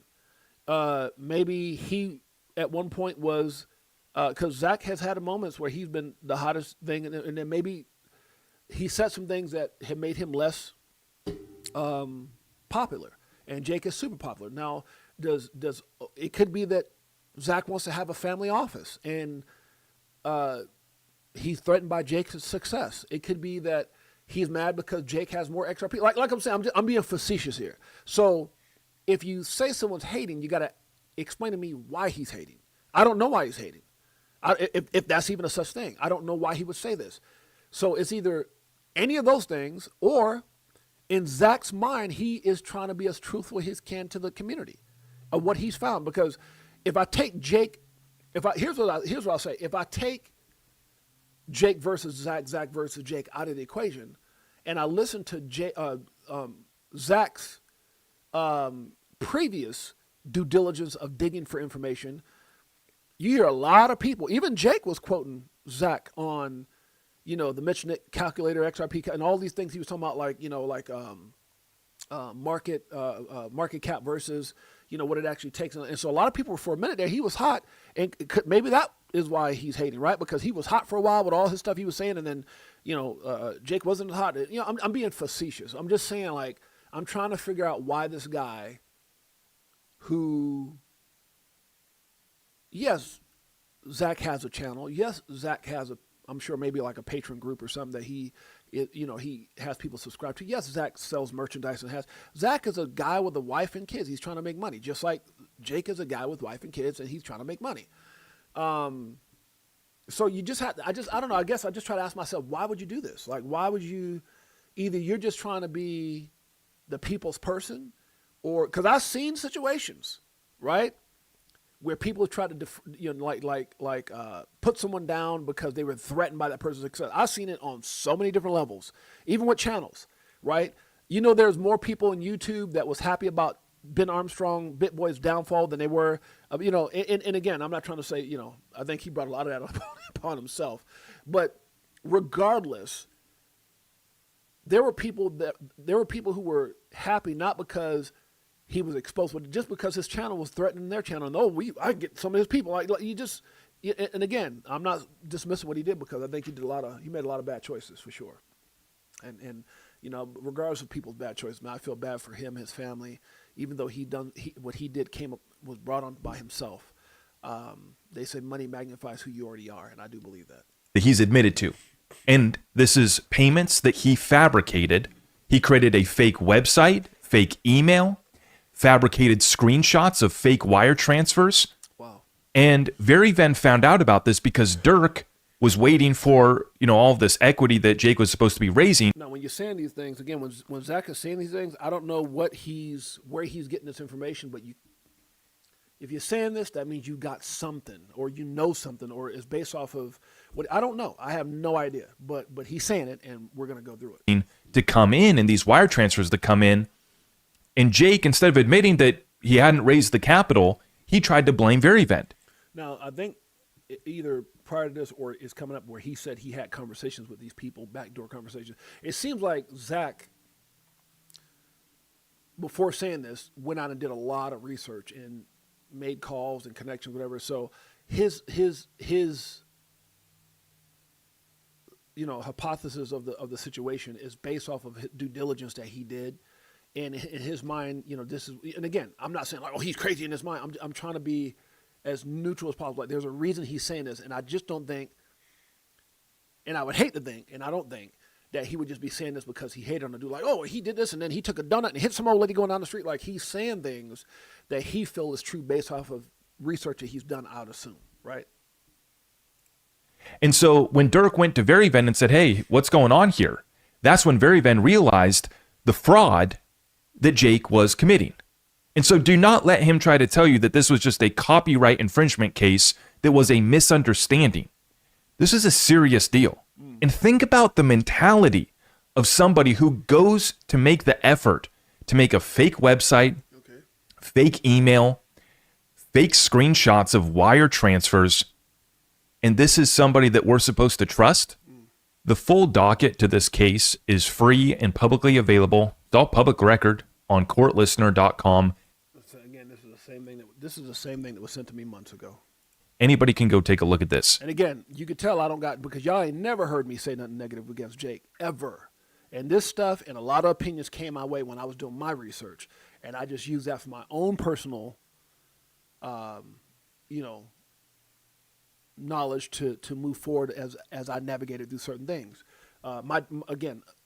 This stuff came after I created my corporation. So I created my corporation, then all this stuff started coming in because I was talking about which way I might be going or whatever. And then, people found it within their reasons to reach out to me. And it was just one thing after another. But again, I take everything that comes to me as a grain of salt. I only utilize those things to make personal decisions for myself, but I've never smeared. I've never talked down, even though this comes back months ago, that this was sent to me. And I got various things that were sent to me, and I got documents, that was, I'm not just saying this because it's Zach thing. Like, if someone was ever to say, show me, I got it all on my damn phone. So, but I didn't utilize that to talk down on anyone or anything like that, because that's not my job. And it's like I always say, what's the thing that I always tell people? Do your own research. Don't let people, don't bind, this is your story, right? And that's what it is. And so it's yeah. So anyways, but again, I'm not saying I heard something. I think he was no, because after that you heard me say nothing but great things about Jake and where his mindset. He's brilliant, and he connects the dots. He's in these big rooms. And I'm not going to change any of that because of what's being. I'm not changing any of that because I don't think that's my opinion of what I've seen. I think Zach is brilliant and really good at doing his research, and that's not going to change. Right at the top, you'll see the main document, the complaint that was filed December 13th, 2023. Scroll on down, and you can go through the exhibits. This is all the complaint, where he publicly I'm skipping through some of this, guys, because I don't want to go through this whole thing. Admits to this wrongdoing. You guys can catch both videos in my description on my X page. And so you can see the nature of action, and it goes by each point where he either admits or denies or uses some sort of legal lingo to basically deny any claims. But right at the top here, defendant Claver admits that he registered the domain veryven.support and controlled the email addresses associated with that domain. Defendant Claver further admits that he sent emails to third parties with images of purported wire transfers approved by Veryvend and blamed Veryvend for delayed or failed wire transfers. Defendant Claver further admits that he fabricated purported Veryvend wire transfer confirmations and conversations between himself and Veryvend that never occurred. Defendant Digital Ascension admits it had accounts with Veryvend, and they deny the remaining allegations of paragraph 3. But I encourage you, go look through on all. And when it was sent to me, I looked through it, and like I said, you have to look at So I looked through it, made a decision based off of that and just whatever questions. And I'm gonna tell you right now, I didn't. People make mistakes. I'm not gonna say people, and I don't want to cause, if these things are true, a mistake, right? Because there could be wrongdoings, it could be not wrongdoings. I'm not a judge. It's not my place. But what I will say is I think whenever you get into because wrong is wrong and right is right. Right is right, wrong is wrong. But what I want to say is when you're dealing with such a new space like this, either you're blindly moving forward and you're making mistakes along the way, or it's a new space and you're taking advantage of people in that situation for financial gain. There's some other things that he said that I'm going to wait till he says them. All of these points that they admit to, right? When you see it right there, admitted, right? And you go through this whole answer, and you can see that he admits to a lot. And Dan, the real realtor, is saying the same thing. Coming across as jealous is very possible. That's what I'm saying. Like I'm not here to say I'm with Jake. I'm with Zach. Hell no. I'm saying I like both of them. They're both my crypto friends from the space. They've both been on my show. They both came to my damn event this year that was sold out. They both got awards, and everybody was there. Okay, our XRP Las Vegas meetup event. That was my event, not Brad Kimes' event, my event. And we got an even bigger event coming on this year where we got John Deaton's going to be there. I just got a Paul Barron. I got a message from Mickle, right, who's part of Jake's team. So I'm getting confirmation after confirmation. We're going to have a ridiculous, beautiful event in 2026. And so I hate division. I hate it. Matter of fact, Jake has already said he's coming to my event. 2026. I got a text message right, the email right. I mean the message on X here. So this is not, again, like Jake, I like Zach. Been on my show, been to my event. I bought them both awards. Bought them both awards, and I talk highly of both of them. That's never going to change, right? Never going to change. We're just talking about what was said. Of the charges that make sure you guys hit like the button. Thank you so much, Hustle Hard, and all that stuff. Hit like button. Were brought against him. Defendant Claver admits that on November 7, 2023, he sent Shepins a picture of a Veryvend wallet indicating $1,075,310 as fully paid. Defendant Claver admits he manufactured the image. Defendants denied the remaining allegations of paragraph 32. That's let's keep it going. It's just, yeah. Go on, admitted. Look at how many they admit to right here. Because he's trying to say that this was just a misunderstanding. Absolutely not. Go down to page 6 here. Defendant Claver admits that the November 13th email stated, "Please see below wire confirmation," and included an image that appeared to be a screenshot of a wire confirmation. Defendants, sure. And then you slide on down. Defendant Claver admits that there was no wire transfer for $1,100,000 authorized by Verivent to Throughput on or about November 11, 2023. So they're admitting to all this. Yeah, I get real canal life, so I see a lawsuit coming. Yeah, I think, look, anybody can share public information now, because I had to have a conversation with, and I'm not talking about for me personally, but like I don't know if there's going to be something legally between Zach and Jake. I had a conversation with my attorney, one of the best in the game, and has represented people on a very high level. I can even say the name, but I'm not trying to name drop here, about what you can and can't say. What's defamation of character versus what's not. I had to, based off of a video that I made not too long ago. And public information is public information. Anyone can highlight public information. Slander or defamation of character is when you're saying things that can't be validated, in that sense. And so, I don't know if he said something that's not in here.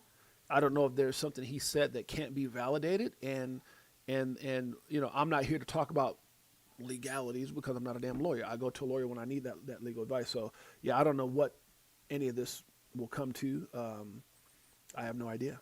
That's not my place. My place for having a YouTube channel and having people contacting me and saying, "Yo, Jay, like, what's going on?" And because I haven't streamed in a couple of days, and they're like, "Look, are you going to address this?" And I just want to talk about it. Yeah. And specifically to fabricating these screenshots of wire transfers. Even when you look at my thing here, I put, "Whoa, Zach Rector exposing Jake Claver for what? What happened? For what happened?" And over here it says, "This is absolutely mind blowing that something like this would happen. This division, because both of these guys, have been. I know a time where they were cool with each other. I've had conversations with both, and I've seen them both talk about each other in a positive light. So it just when I'm like mind blowing, this is mind blowing to me. Wow."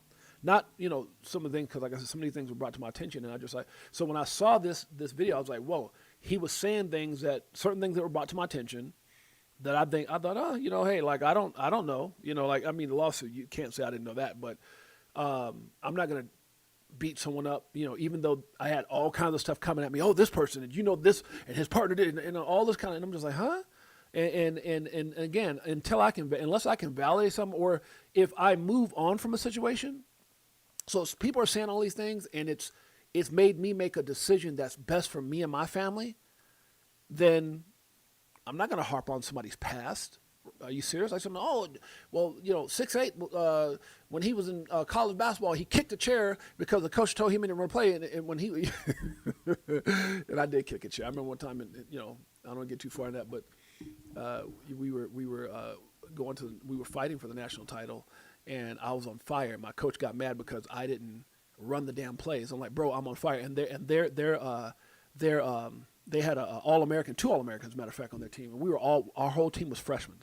And these guys were seniors, and I was lighting this All-American ass up. I was lighting his ass up.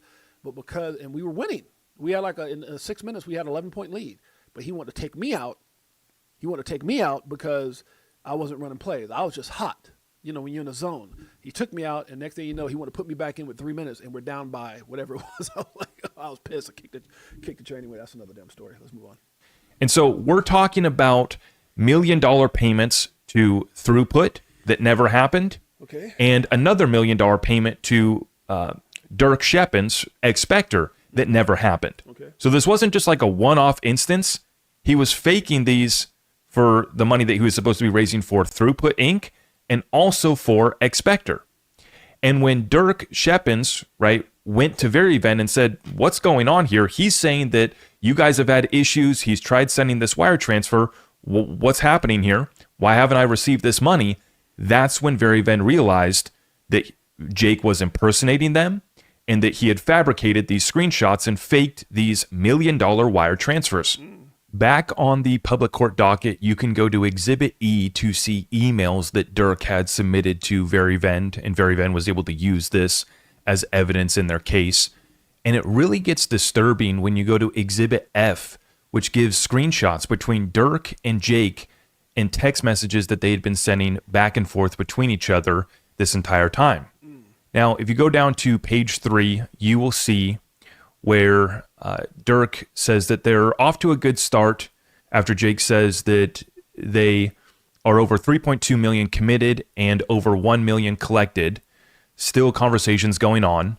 And Dirk says that's a good start. Long way to go to 6 million. And so the objective here was to raise at least $6 million for Expector.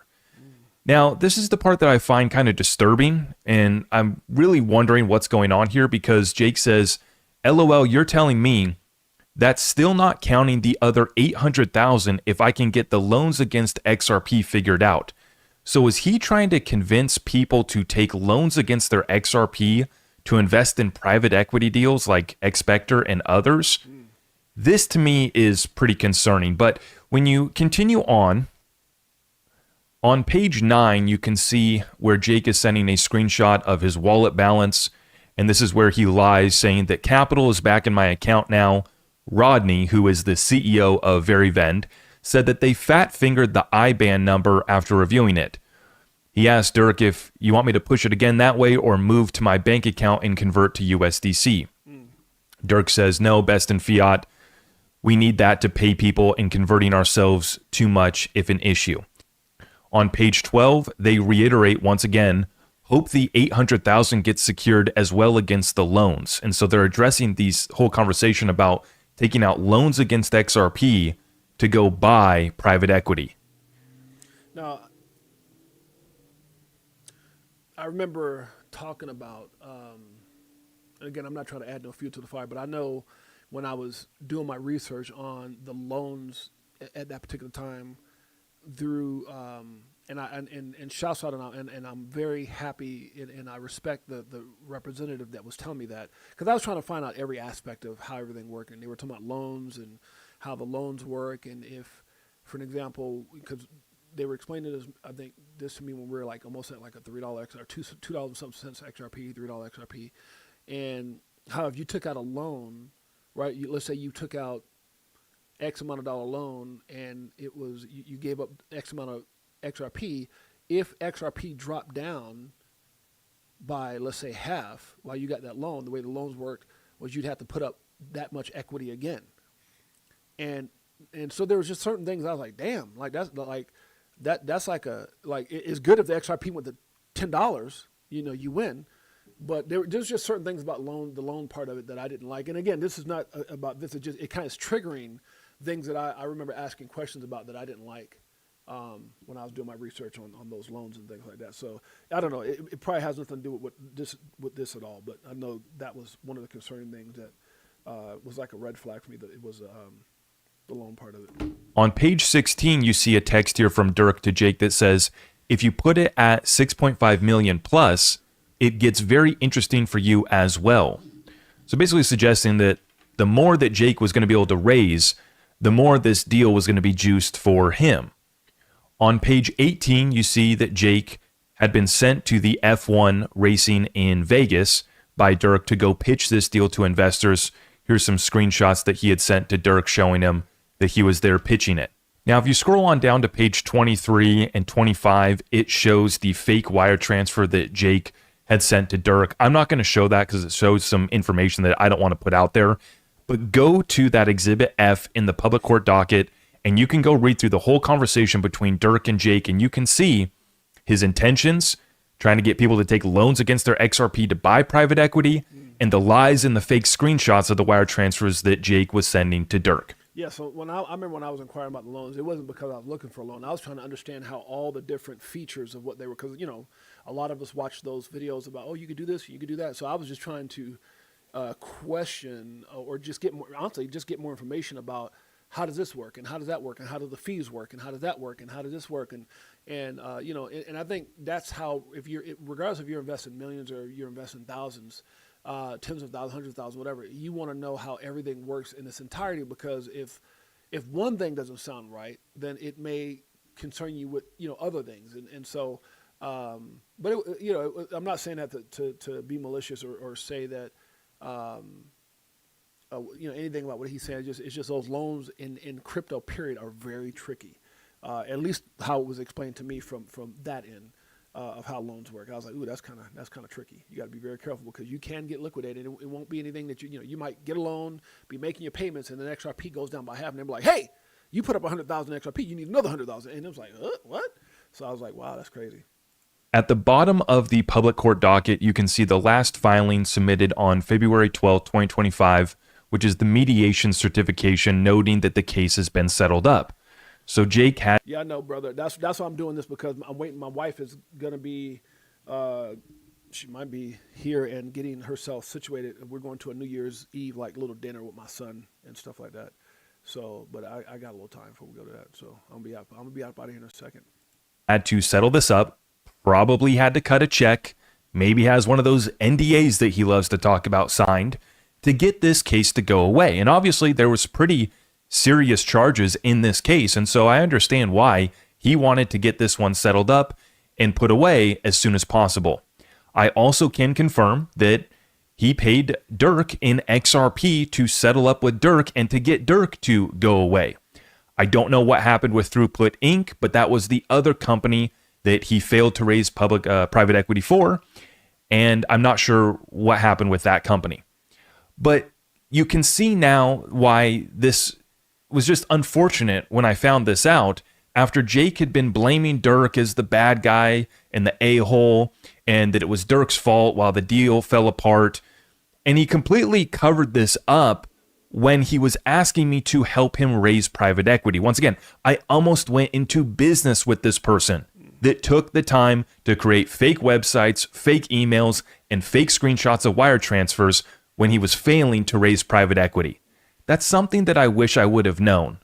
And thank God I steered clear of going into business with these guys just on conducting my own due diligence outside of this public court case that he had to go get settled up. Okay, so that's that first one. Those who have been calling me gutless, This is the second video. And here's what I'll say about Zach.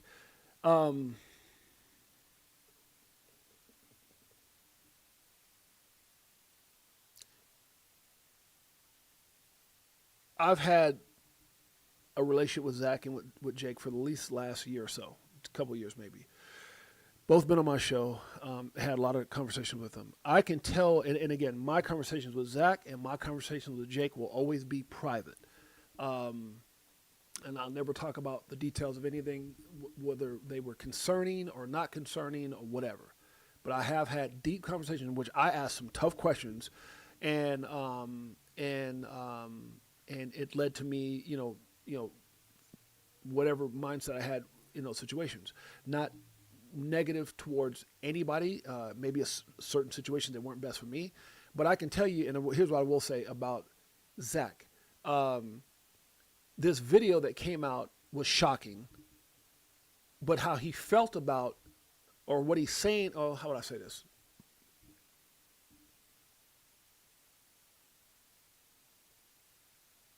I know this is something that's been troubling him for a while. Let's just put it that way. This is not something that came out today, but it's been troubling him for a while. And so the reason I bring that up is not to try to say this and that, because I'm never going to talk about our conversations, nor will I, my and Jake conversations privately via cell on our own time, away from crypto and away from YouTube. But I can tell you that for him to come out with this now, I personally know that he's been researching this for a while based off of conversations that I didn't know it was going here, but concerns, right? That go back months, and when things were being said, I was like, huh? What? And he'd been very honest, and as far as telling me how he felt about certain things, oh, okay. And I've had these conversations with many people, several people, about certain things that have felt the need to reach out to me, right? People that I've met through other people. It was kind of crazy. Right? And we developed our own relationships, long ass conversations, and built friendships through those conversations. So when I saw this video, it shocked the hell out of me this morning, but it didn't shock me that it wasn't like, oh, I didn't know he felt this way. It was shocking that he put it out like this. This is what shocked me. I didn't expect him to put this out. And because again, it was things that was sent to me back in the day, some months ago, and it was conversations that people said certain things, different people, and conversations we've had, and I was like, oh, okay. But again, Zach is my friend, Jake is my friend, and friend in the sense of the crypto. I mean, I don't know anything about them, right? Other than the little things I know, like the things that when they were on my show and we got to hang out in Vegas, and they were both part of my XRP Las Vegas meetup event.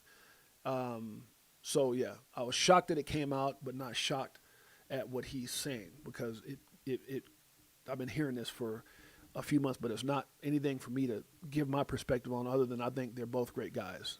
I think they've been great to me. How about that? They've been great to me, and I haven't had any personal issues with them. Now, if I had, if I was affected by something, it'd be a different story, but I wasn't, because I chose to stay in my own lane and keep our relationships here. So our relationships are always based off of YouTubers and guys who are passionate about crypto and guys who are fond of each other's talent, and they both grace me with their presence at my XRP Las Vegas event this year. They both got awards from me.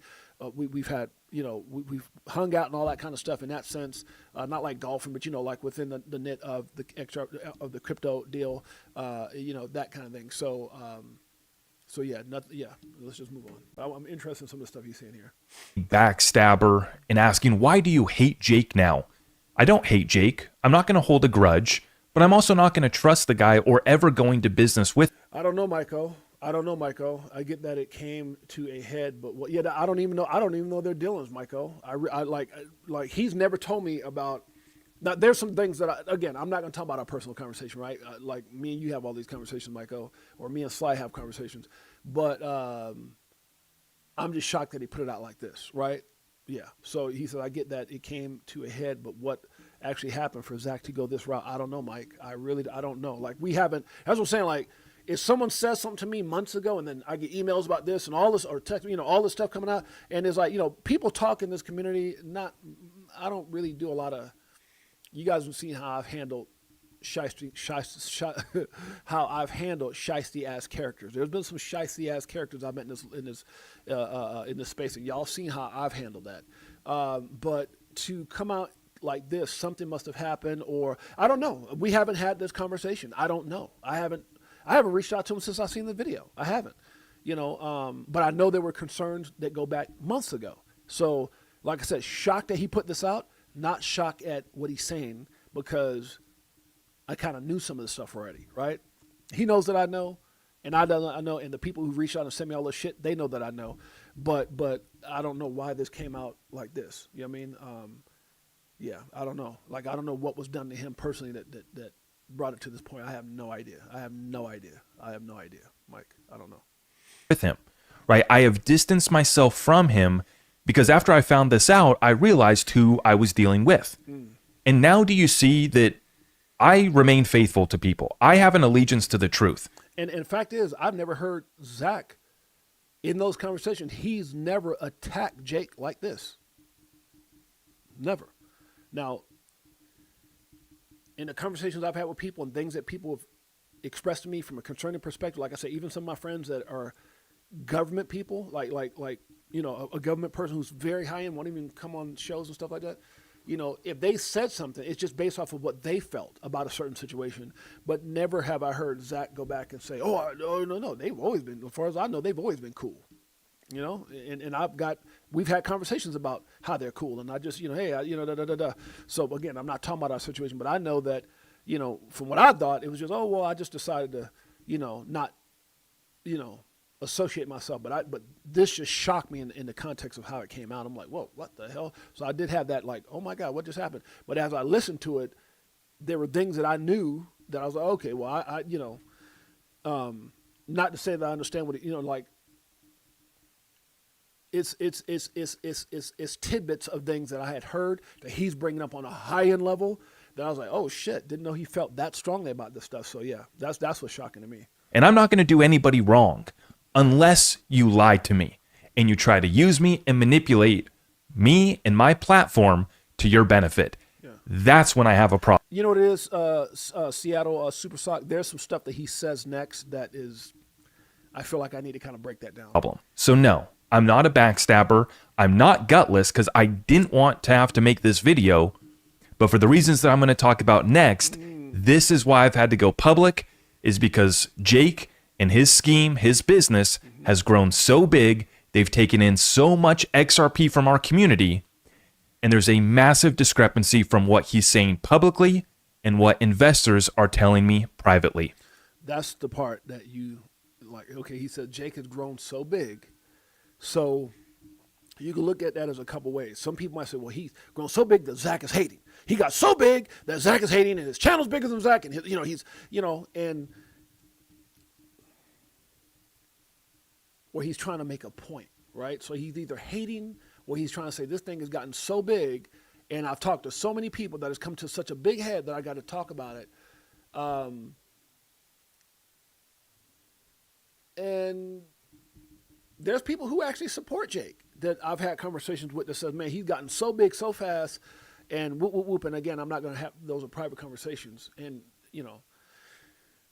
if Jake ever, call me and that's my dog, like him, Zach and Jake, they can call me anytime they want to. And I don't, if you know me, man, I'm Brooklyn. I'll answer and I'll talk about any damn thing. But I would never name drop. And there's people who are invested, right, on that level that are like, man, hey, he's grown so big, and that's kind of what's scary when you go from 0 to 100 real quick. It could cause jealousy. Not saying Zach is jealous. It could cause, it's like, how are you doing that? Like, and even from people who are invested, like, man, damn, I hope things work out, or he is growing fast, and it's just, I think it's hard when you hear about the lawsuit, and I don't want to say one mistake can move on, but when you hear about things and he's saying fraud and he's saying all these things that Jake has done, you just, and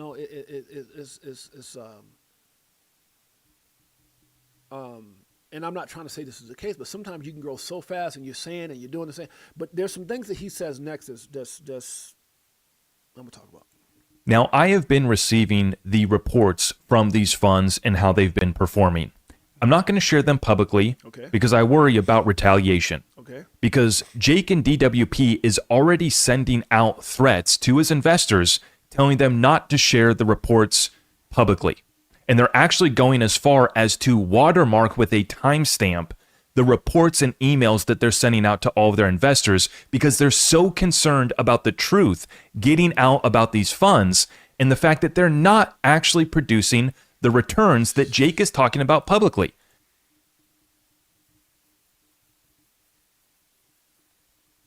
That part. Now, that is a concerning statement.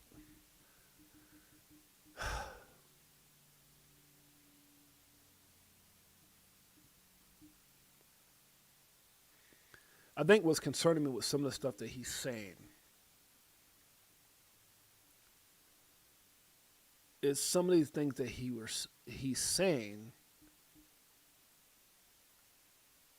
have been brought to my attention before I even heard this, which is concerning, right? And I'm not saying it's. I think the problem that I have is the credibility of the people who are saying it. Right. And again, I don't know, because again, I'm not into hearsay, she say. I'm not into any of that, and I'm not here to discredit Jake or his company and nothing like that. Hell no.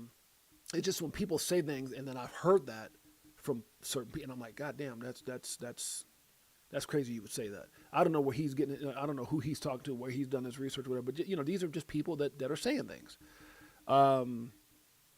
And you look, man, whenever you invest in something, it doesn't mean you can't have negative quarters or negative this or negative. So, I mean, the thing that shocks me, like the thing that I didn't know, and I'm not saying it's true, the statement he just made about investors are being sent letters to say they can't talk about what they made, like that's concerning. Now, I'm not saying I was told that. What I was just told, hey, I might have lost some money, or we're not seeing whatever. I wasn't told that they're lying or they're this or they're that or they sent out the letters. I've never been told that. What I was told is just, and again, things that were shared is not being, because again, quarters can be, like things can happen when you're not profitable. I don't know if Jake and his company is guaranteeing anything as far as the profit. When you invest in anything, like I'm saying, I'm invested in Amazon. It's not like they can't have a bad month and you lose money or whatever the case may be.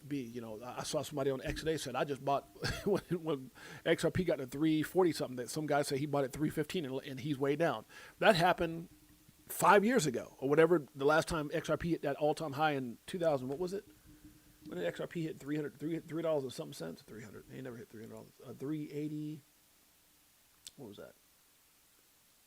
384. 2008. Can you imagine, bro? 7 effing years. It took 7 effing years for people who bought at 384, right in that over $3 mark, to get back to breaking even when we just had that XRP. God, could you imagine? So it happens, man. Again, I'm not discrediting Zach. I'm just saying, but to make that statement about people, I'm gonna let y'all hear it. Stamp. The reports in here, I'm not gutless because I didn't want to have to make this video, but for the reasons that I'm going to talk about next, this is why I've had to go public, is because Jake and his scheme, his business, has grown so big, they've taken in so much XRP from our community, and there's a massive discrepancy from what he's saying publicly and what investors are telling me privately. Now, I have been receiving the reports from these funds and how they've been performing. Okay. I'm not going to share them publicly because I worry about retaliation. Okay. Because Jake and DWP is already sending out threats to his investors, telling them not to share the reports publicly. That's a crazy statement. Not meaning that he's crazy, but that's a wild ass statement. And I can't imagine that Zach is making that statement without some type of did you get a letter? He says, I'm not going to show for retaliation, maybe from the people who are sending this to. I don't know. I don't even know if this, that's just a wild statement that you would send your investors. Oh, that's crazy. I got to hear it again. That's crazy. So big, they've taken in so much XRP from our community, and there's a massive discrepancy from what he's saying publicly and what investors are telling me privately. Again, this is Zach's opinions. None of this stuff I'm validating. None of this stuff I'm saying is right. I'm not saying what he's saying about Jake is correct. What I'm saying is Zach is my friend in crypto. Jake is my friend in crypto. And if this was Brad Garlinghouse or David Swartz or anybody else, I don't give a damn who it is. We people roasted CZ when they thought certain things. So this is just public information that certain things are public information, right? It's a public video, so I'm just basically going through that. But I haven't seen any of this documentation. I haven't seen any of this stuff. And if I did see it, I wouldn't say I saw it, but I haven't seen it. This is just wild to me. Now, I have been receiving the reports from these funds and how they've been performing. Right, okay. I'm not going to share them publicly because I worry about retaliation. Okay. Because Jake and DWP is already sending out threats to his investors, telling them not to share the reports publicly. That's a wild statement. And again, I'm not saying it's facts or not, but when you make a statement like that, you have to have, or I would hope he has, some type of validation to that. That's a wild statement. And they're actually going as far as to watermark with a timestamp the reports and emails that they're sending out to all of their investors because they're so concerned about the truth getting out about these funds and the fact that they're not actually producing the returns that Jake is talking about publicly. I know for a fact that one of the funds, one of his growth funds, has been losing money all year. Lost money in Q2, lost money in Q3. It's lost over 4% on the year. And this doesn't account for the subscription fees and the AUM fees of 2% in some cases that the investors have to pay as well. So not only are they not producing 3 to 5%, they're actually losing money on some of these funds. And there's a lot of confusion around these funds. When I ask investors in these funds, how's it going? Where's the yield being generated from? Or the returns in this case? How's the reporting going? These reports continue to be delayed. And then when they do come out, right, the numbers are not matching up with what Jake is saying publicly. And now they're telling their investors not to go public with this information. But why is Jake out here able to publicly talk about these funds and lie about the returns that they're bringing, but the investors aren't?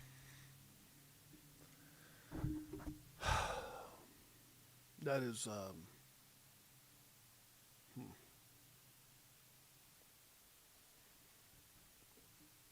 So once you get away from the court case and the filing, the public information that he showed that you can go look up, now this stuff right here is there's things being said that I would imagine that Zach has documentation on or emails or something. So again, I don't know, so I can't validate none of this. I don't know, but those are some crazy statements, and if they were factual, that would be concerning, right? But again, I can't say that because I'm just listening to it like you guys are, right? Right. Why is he allowed to talk publicly, but everybody else has to stay quiet?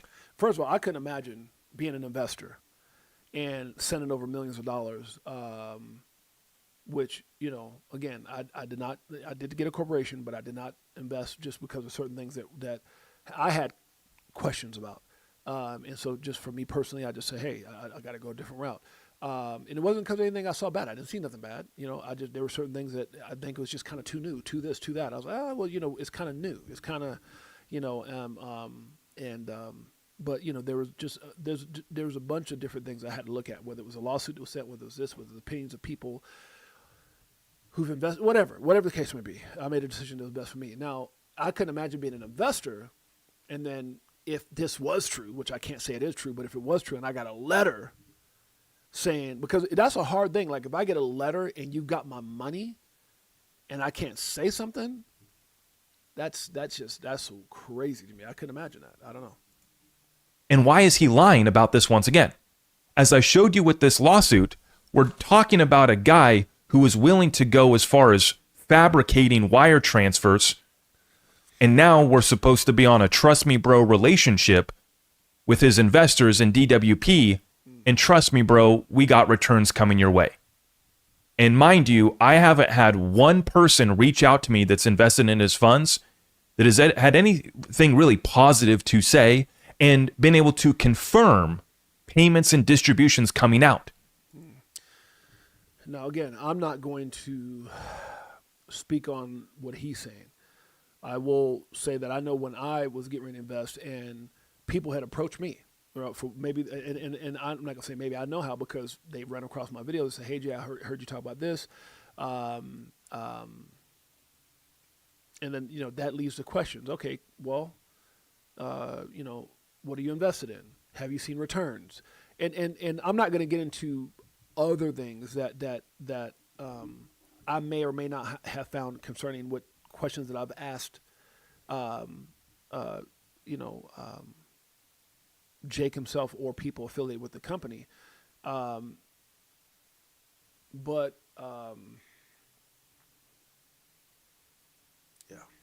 let's move on.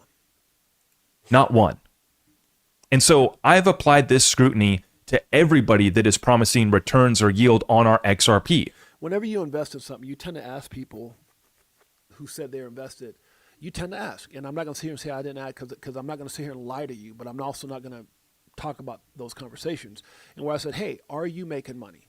These are conversations I had with people, right? Are you making? And I'm not going to, because if I say something, it's just based off what I'm saying, based off the fact that I can pick up the phone and call these people and say, hey, and I'm not going to expose these people, but I just say that whenever I research and I try to dig, because I was digging for Caleb Brown, I was digging for DWP, and I was like, okay, well, hey, have you invested? Yes. Have you made money?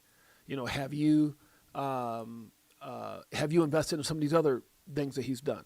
And so I asked all those questions, and I'm not going to tell the answers, but I'm just saying, like, all those things, like, you dig. He's probably done more digging than I've ever done, and I've never done anything to dig in Jake's business from a perspective of whatever. Because like I said, I gotta. We have been talking so long. I got a corporation. I even told Jake, I said, man, that's expensive, but I'm going to get it to support my man's business because that's the kind of dude I am. The amount of money that I piss off with certain things, a couple grand wasn't nothing to me, even though I know that I could have done that for about 10% of what it costs. Sometimes people don't know about that. I did it because I was actually going to move forward with certain things, right? And so, and like I said, so my corporation was done through his company. I didn't invest because there were certain things that kind of I paused on and said, well, wait a minute. After asking very, very intense questions from not only Jake and people affiliated with his business, but from other investors, and it wasn't like I was like, oh my God, I'm gonna get on and make a video. Hell no. It was just one of the things that I said, well, it's probably at this moment, I'm just gonna wait to see how things play out, and if things, because it's such a new, we haven't even got our regulatory clarity yet. So there's certain things that are still not in position. So it's so new that I don't want to be the person being made example of if something wasn't right or I's weren't dotted or T's weren't crossed, whatever the case may be. Sometimes when you have the first mover advantage and you're the first one doing it, there's a lot of the controversy that can come up. It could be lawsuits, it could be this, it could be that. So I'm not saying Jake has done anything wrong. I'm not saying he's not done anything. I'm just saying for me personally as an investor, it was just too many new things, right? That's the way I would say it. It was too many new things and too many conversations that didn't go the way I needed them to go for me to go send millions of dollars that way, right? Whether it be DeFi, whether it be centralized exchanges, or centralized platforms like Digital Wealth Partners, I'm applying the same scrutiny across the board. Doppler Fine, I don't want to name other companies, but you have other companies out here that are putting out reports and they're putting out results publicly and actually paying out distributions on weekly basis or on a consistent basis. So without third-party audited financials of these funds, right, I'm not going to take Jake at his word, not after knowing what I know. And I don't think that the investors should either. And so this is issue number 2, is that he has collected hundreds of millions, and he claims that they have $1 billion AUM total at Digital Wealth Partners. Not all of that is in the XRP funds. But for what is in the XRP funds, we're talking about at least tens of millions, maybe even hundreds of millions of XRP that has been put up here, right, where Digital Wealth Partners takes a loan against that XRP and then goes out and tries to trade to generate returns. And it doesn't appear that they've been successful, which is fine. Yeah, I think when you say possible defamation of character lawsuit or whatever, I mean, look, Zach has to understand that. I'm sure Zach is not a stupid dude. I mean, he has to know that what he's saying is going to be scrutinized regardless if he's right or wrong, right? But again, I don't know who he has for an attorney. I know I got some people that, you don't,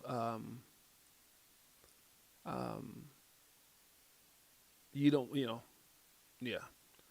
One of our guys is an ex-judge, and the other guy is a guy who, and not for any reason that he represented, but my defense guy who is Mario De Silvio, who's the same guy who represented and got Suge off of a lot of stuff, and it's just because we have a connection. Like there's people that we all know from the same town, the same city, the same area, but it's not because I was Suge, no crap like that.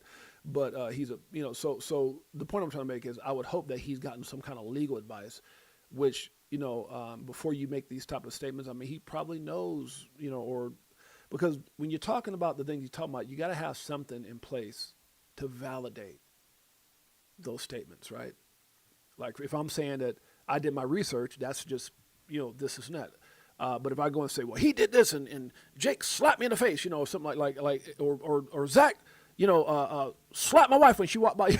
Like you just gotta be careful, man. I don't know if, I wouldn't think that Zach would say these things unless he is prepared or has whatever necessary validation to back this stuff. I don't know.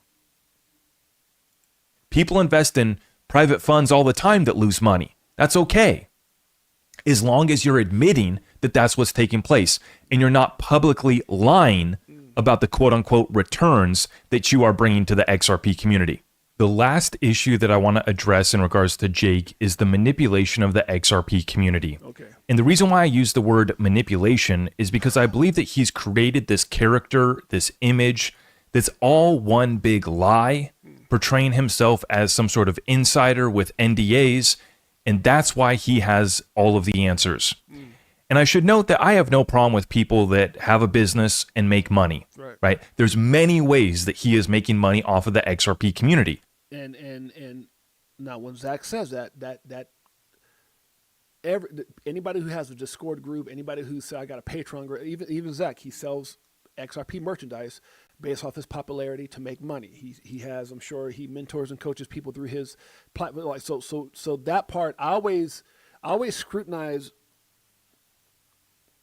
I don't scrutinize that. I always say what I don't like is when I know these people are idiotic and they're not helping anyone, and they're telling people sign up for my thing for $19.99, and they're just screwing people. And 2 years ago they worked at Chuck E. Cheese or freaking Pizza Hut, and today they're telling you how to build life changing. That part I don't like, right? Because some of these guys you can just literally. I always look at people like this. What did they do 2 or 3 years ago? Who are their friends and family?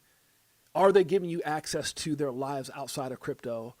Do they have people that have supported them for years and years and years coming into their streams and in their circles, whatever else? No, most people are private, which I understand being private. Don't get me wrong. I understand that.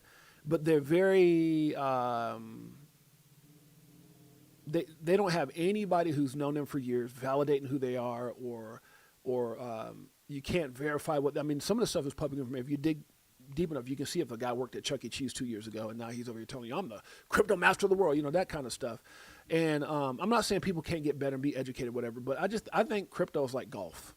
I don't think, I play pro ball overseas. I got family that played in the NFL. I got a son-in-law plays in the NFL now for the Chicago Bears. I always tell you guys about Jalen Johnson, number one. Him and my daughter get married in a few years.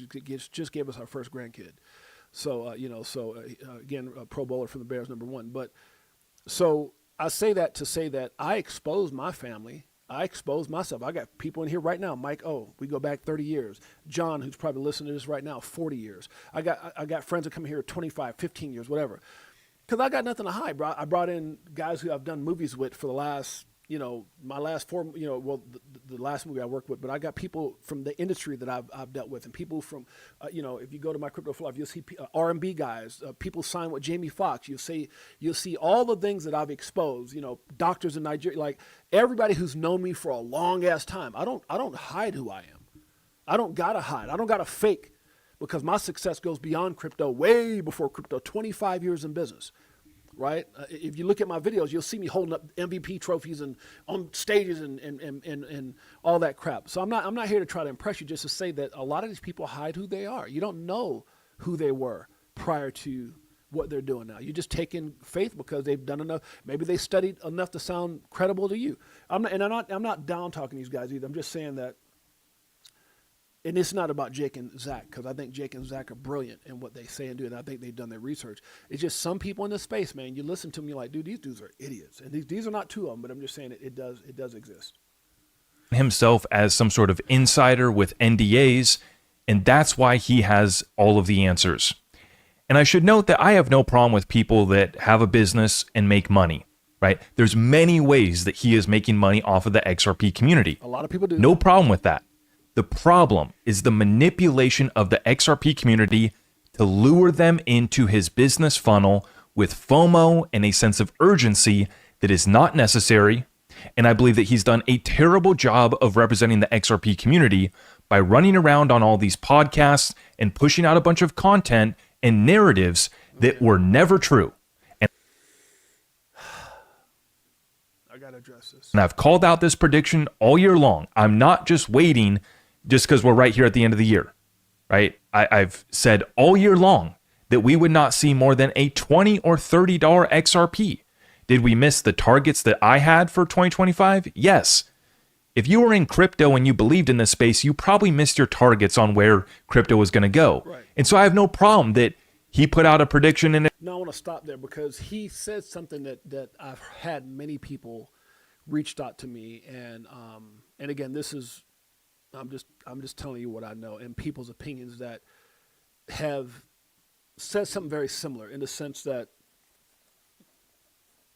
and I only bring it up because he's saying it. So there have been people saying, like he was saying right now, like if by giving, and let me just take it away from Jake. I'm gonna take it away from Jake, but I want to address what he's saying. I want to address what he's saying.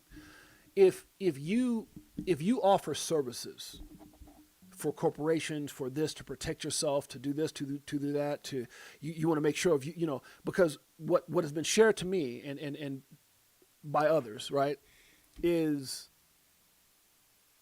what he just said, which is it's growing your business. So what happens when you what he's saying, and kind of what other people said to me, when you're shilling or you're given these high price predictions, all of a sudden you got a person who may have 10,000 XRP. They're looking at him and going, holy crap, if he's right, let's just go to some of these numbers, right? So what's being said is, if this person's right, and let's say you got 10,000 XRP, some people may have more, some people may have less, and then it hit some of these numbers that he had originally said, let's just say $1,500, that means that's $15 million. So if you got a lot of people out there thinking they may have 5, 10, 15, 20 million, whatever, depends on where they're at, then they're going to want to get protected. They're going to want to have LLC. They're going to want to have trust. They're going to want to have all these things that you're selling. And what he's saying is, by throwing these prices out to the average person, you might be thinking, damn, and what I'm just telling you what Zach, I'm breaking down what he's saying. You're getting all these podcasts and you're talking about you in these rooms with these big people, and you got NDAs you can't talk about, and and you might be saying, oh, if you knew what I knew, and then and so you throw these numbers out. Well, you got to understand that type of, what he's saying is that type of, when you're doing those things, it is building your business astronomically, because now all these people, and I heard a number the other day, I think, and I could be wrong, again, forgive me if I am, I think Jake said something like they had 7,500 LLCs they did, right? So if you got 7,500 LLCs, let's just say, right? You did 7,500 LLCs, and I'm just trying to give you some context of what he's saying, times a $2,000 discount, right? Which it was normally 4,000, which 2,000 is a lot, and 4,000, again, I know there are certain things, and I'm not discrediting, I'm just saying for a corporation, but it depends on how you do your corporate. But anybody can go to get a corporate. I've had several corporations in my day that I paid a couple $100 for. You can go get them at Legals and whatever. But I bought the corporation because I was actually going to move forward with things with Jake. And again, I didn't move forward with Jake because I got nothing but love for Jake and for Zach. So, but if you looked at 7,500 LLCs at $2,000 a pop, that's $15 million, right? That you generated from LLCs. Now, I know you got to pay a certain part of that out, but that's not, because I know what LLC, my dad used to write LLCs for a living. That's why when I had the conversation with Jake about LLCs, I was like, oh man, I know I can get it cheap, but I'm going to move forward because I was going to do some things with them until I didn't, which wasn't based off of anything that I saw or anything that Zach is saying. I'm not saying, that's not why I moved forward. No, bro, it was too new. A lot of these things were new, right? And I'm going to say it because, again, I like Jake and I like Zach. But what he's saying is when you're utilizing those price targets, it's going to go to 15. I got a bet. So you think, damn, this dude got a freaking bet, a $20,000 bet. He really believes. So if and I'm not saying this with Jake, but I'm saying this is what Zach's trying to say.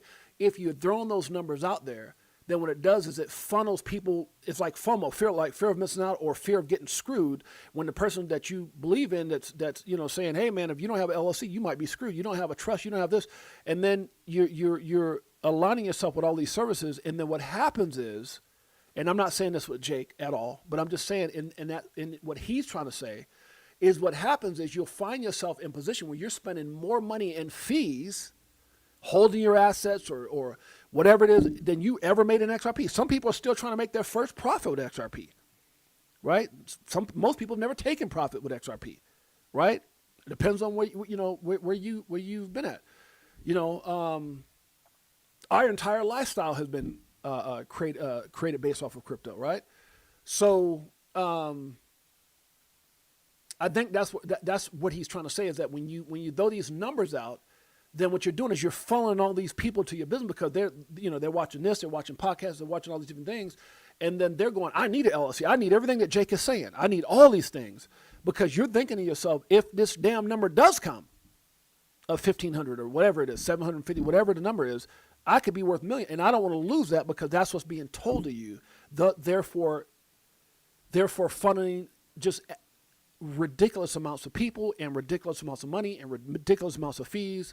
And all of a sudden you look up and you go from 0 to 100 because you created millions and millions of dollars based off the fear that you've generated because you told people these astronomical prices are coming. So they don't know no better, which most people don't in this space. Most people aren't, and I'm not saying this to be facetious, but most people aren't business savvy, bro. Most people just had a job and they're trying to be guided, and they're trying to blindly follow the herd. And somebody said, hey, this sounds good, and so since you said it sounds good, and I'm gonna say it sounds good, and This is not what I'm saying. I'm just telling you what I think Zach is saying in this situation. And thus the big numbers and I did this and I bet this and that, it's got all these people funneling in and all this money coming in. Next thing you know, this guy's built a multi-million dollar business off the back of these crazy projections. And this is what I'm not me. This is what Zach is saying. I'm trying to keep, but this is the part when I listened to this, I said, damn, right? I said, damn, listen in. A target and it missed. I put out some predictions and targets that missed. Okay. That's fine.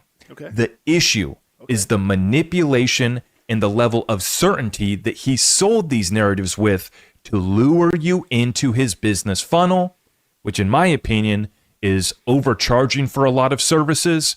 I'm not going to get into that here. And so again, Zach is not the first person who said this. I've had several people say this to me privately. And so that's why I'm able to objectively give a synopsis of what he's trying to communicate, because other people have communicated those same things to me. And so when I hear these things, I'm like, wow, multiple people feel that way. Now, I'm not saying that's Jake's mindset. I'm just saying that's the perception of people in the community. And if I didn't know Zach and I didn't know Jake, and I just had some guy coming on the news talking about a person who was throwing these crazy prices out to build his empire. Now, if I didn't know Jake and I didn't know Zach, I've interviewed these guys. I've been on the phone with these guys. They've been at my XRP Las Vegas event. I got nothing but love for these dudes as my crypto friends, my crypto brothers. Straight up. Got nothing but love for them. They've never done me wrong, either one of them. But if I was to hear about what he's saying from someone reporting the news on another person in order to build their business, I would think that is very concerning. Because if that story was true, based off what he's saying and other people said, then it would make sense, right?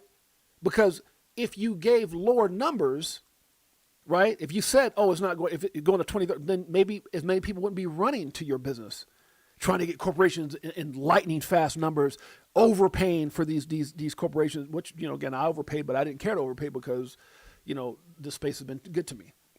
Because I was just trying to follow the cookie cutter thing that was set in front of me to then have them overseeing my money.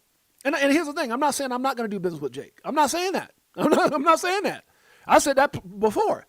When I was dealing with Cable Brown, I said, look, man, Jake is my friend, and if certain things that I see play out, he offers a lot of services, a lot. And one day, if they all work out and everything comes in regulated, I might do some business with my man. But I don't want to be the guy that learns the hard way. I don't want to be the puppet of you. I don't want to be the guy. That's like even with some of these things he talked about somebody, like he said Doppler, some other things. There's a lot of people offering yield. I don't want to be the guinea pig for any of these companies. I don't care if it's this, that, Flare. And there's some good ones out there from I hear from people who know. I don't know. But I've had these conversations with Mike O, with John, and many other people. I'm not going to be the first. I told you guys before, it's like buying a 1990 Hyundai. I owned car lots back then. No, not 1990. That's not the truth. I owned my car lots in the late 90s. But I would sell, but I stayed away from Hyundais because me and Mike O, that's when me and Mike O met 30 years ago at an auction. Mike O's in here right now. Again, I got people in my personal life. The point I'm trying to make is, yeah, and that's what I'm saying. Like, I don't think, and again, me personally, knowing Jake the way I know Jake, I don't think Jake is wrong about, now I'm not trying to say Zach is right or wrong. I don't think Jake is wrong about, as far as to the best of my ability, of the conversations he's been a part of, about the connections that he has, about the potential of XRP. I think he is spot on about where it could go. Now, his dates weren't spot on. But then I could also go back and think, when Jake made these comments, he didn't know about Trump hitting tariffs with China. He didn't know that the government was going to shut down for all that time, which really wrecked the market for like 60 days. Not even though it wasn't shut down that long, but I'm saying between that and the tariffs with China. So these are things that Jake could have never known. Just like when I told you guys before, when my friend from the space, Shannon Thorpe, had made some things that she didn't know that the government, Gary Gensler, was going to do. You know, like there's certain things you can't prepare for in the statements that you made. It's like me saying, that's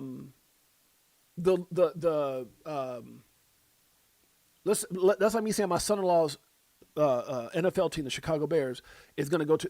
They have a chance actually. They just lost to somebody. What are they? They're I think they're 12-5.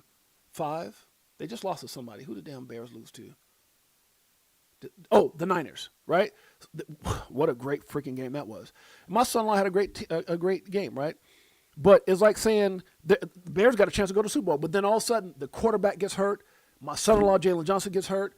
The receivers get, like, let's say a lot of their starters. That changes the narrative. That changes the narrative. So I don't think that. I think Jake is an intelligent dude, bro. Like I think some of the things he's saying are very possibly based off of those conversations. Now, again, I wasn't there. So what Zach saying, I like going back to that what if, by giving these predictions, does that help your business? If you looked at it from that perspective, it could, right? If you're saying XRP is going to $1,500, you need to protect yourself. I'm thinking, especially in my damn position, what? You mean tell me I'm going to be like worth $1.5 billion? I would be buying, and that was one of the reasons that I moved the way I moved. I was like, I want to protect myself. Right? I don't want to be in that position.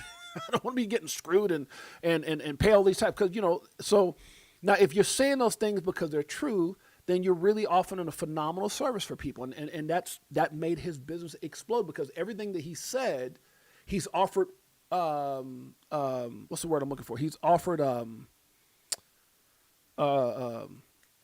solutions to. You need an LLC, I got it. You need this and that, I got it. You need a trust, I got it. And that's what Zach's trying to say is that he's thrown these numbers up to then create all these different avenues how he could help you, then making astronomical money on people who aren't even making money. That's what he's saying.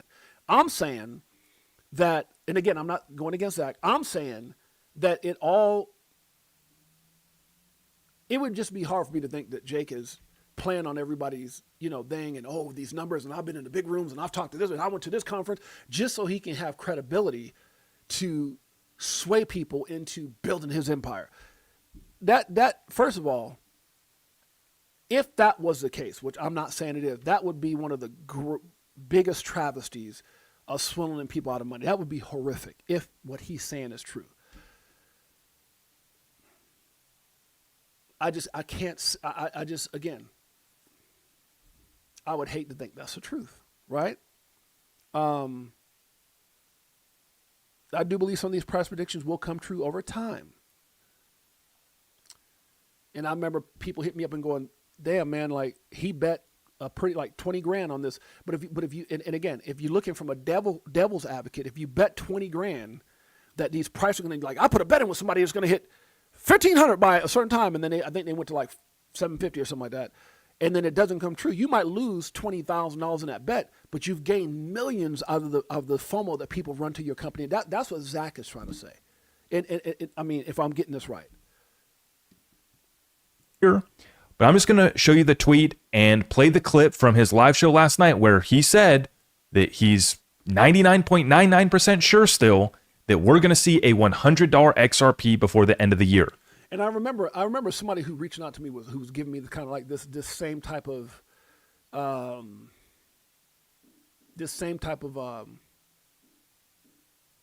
much time? Oh shoot, we gotta go. I'm tripping. Oh, we do have to go. What time? I gotta be there. Oh shoot. Okay, I gotta get out of here, guys. So yeah, because I got reservations and stuff. But I guess my question would have somebody who hit me with this was that they were like, I was like, well, why would someone do that?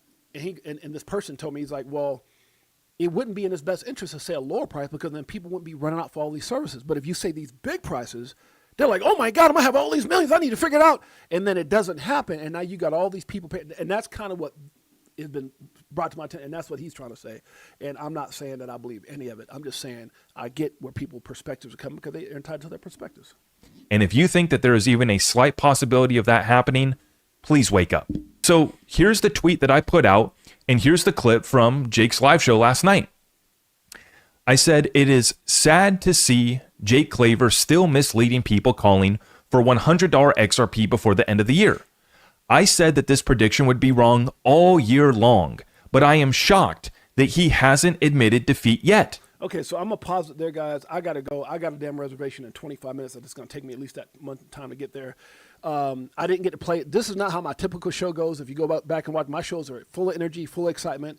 I was a little bit disturbed by this. I had to talk about this. I'm not on Zach's side and I'm not on Jake's side. I'm just here to say this is what was said. This is what I think based off of my experience with the situation in my exposure to certain things.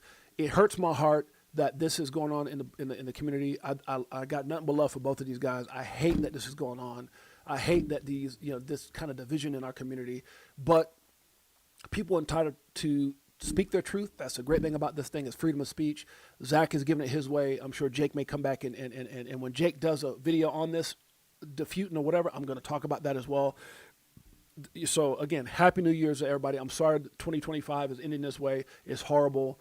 Not Zach is horrible. I'm not saying that. It's just horrible that we have to have this division. But if it is true, then it is Zach's job to speak his truth. It's my job to speak my truth, and it's Jake's job to speak his truth. I'm not co-signing. I'm not agreeing with any of it. I'm not disagreeing with any of it. What I'm saying is it's sad. I hope these things aren't true. And just like I did in the conversation previous to this show, everybody in this space, guys, they're doing what they're trying to do for their families, for themselves, for their futures.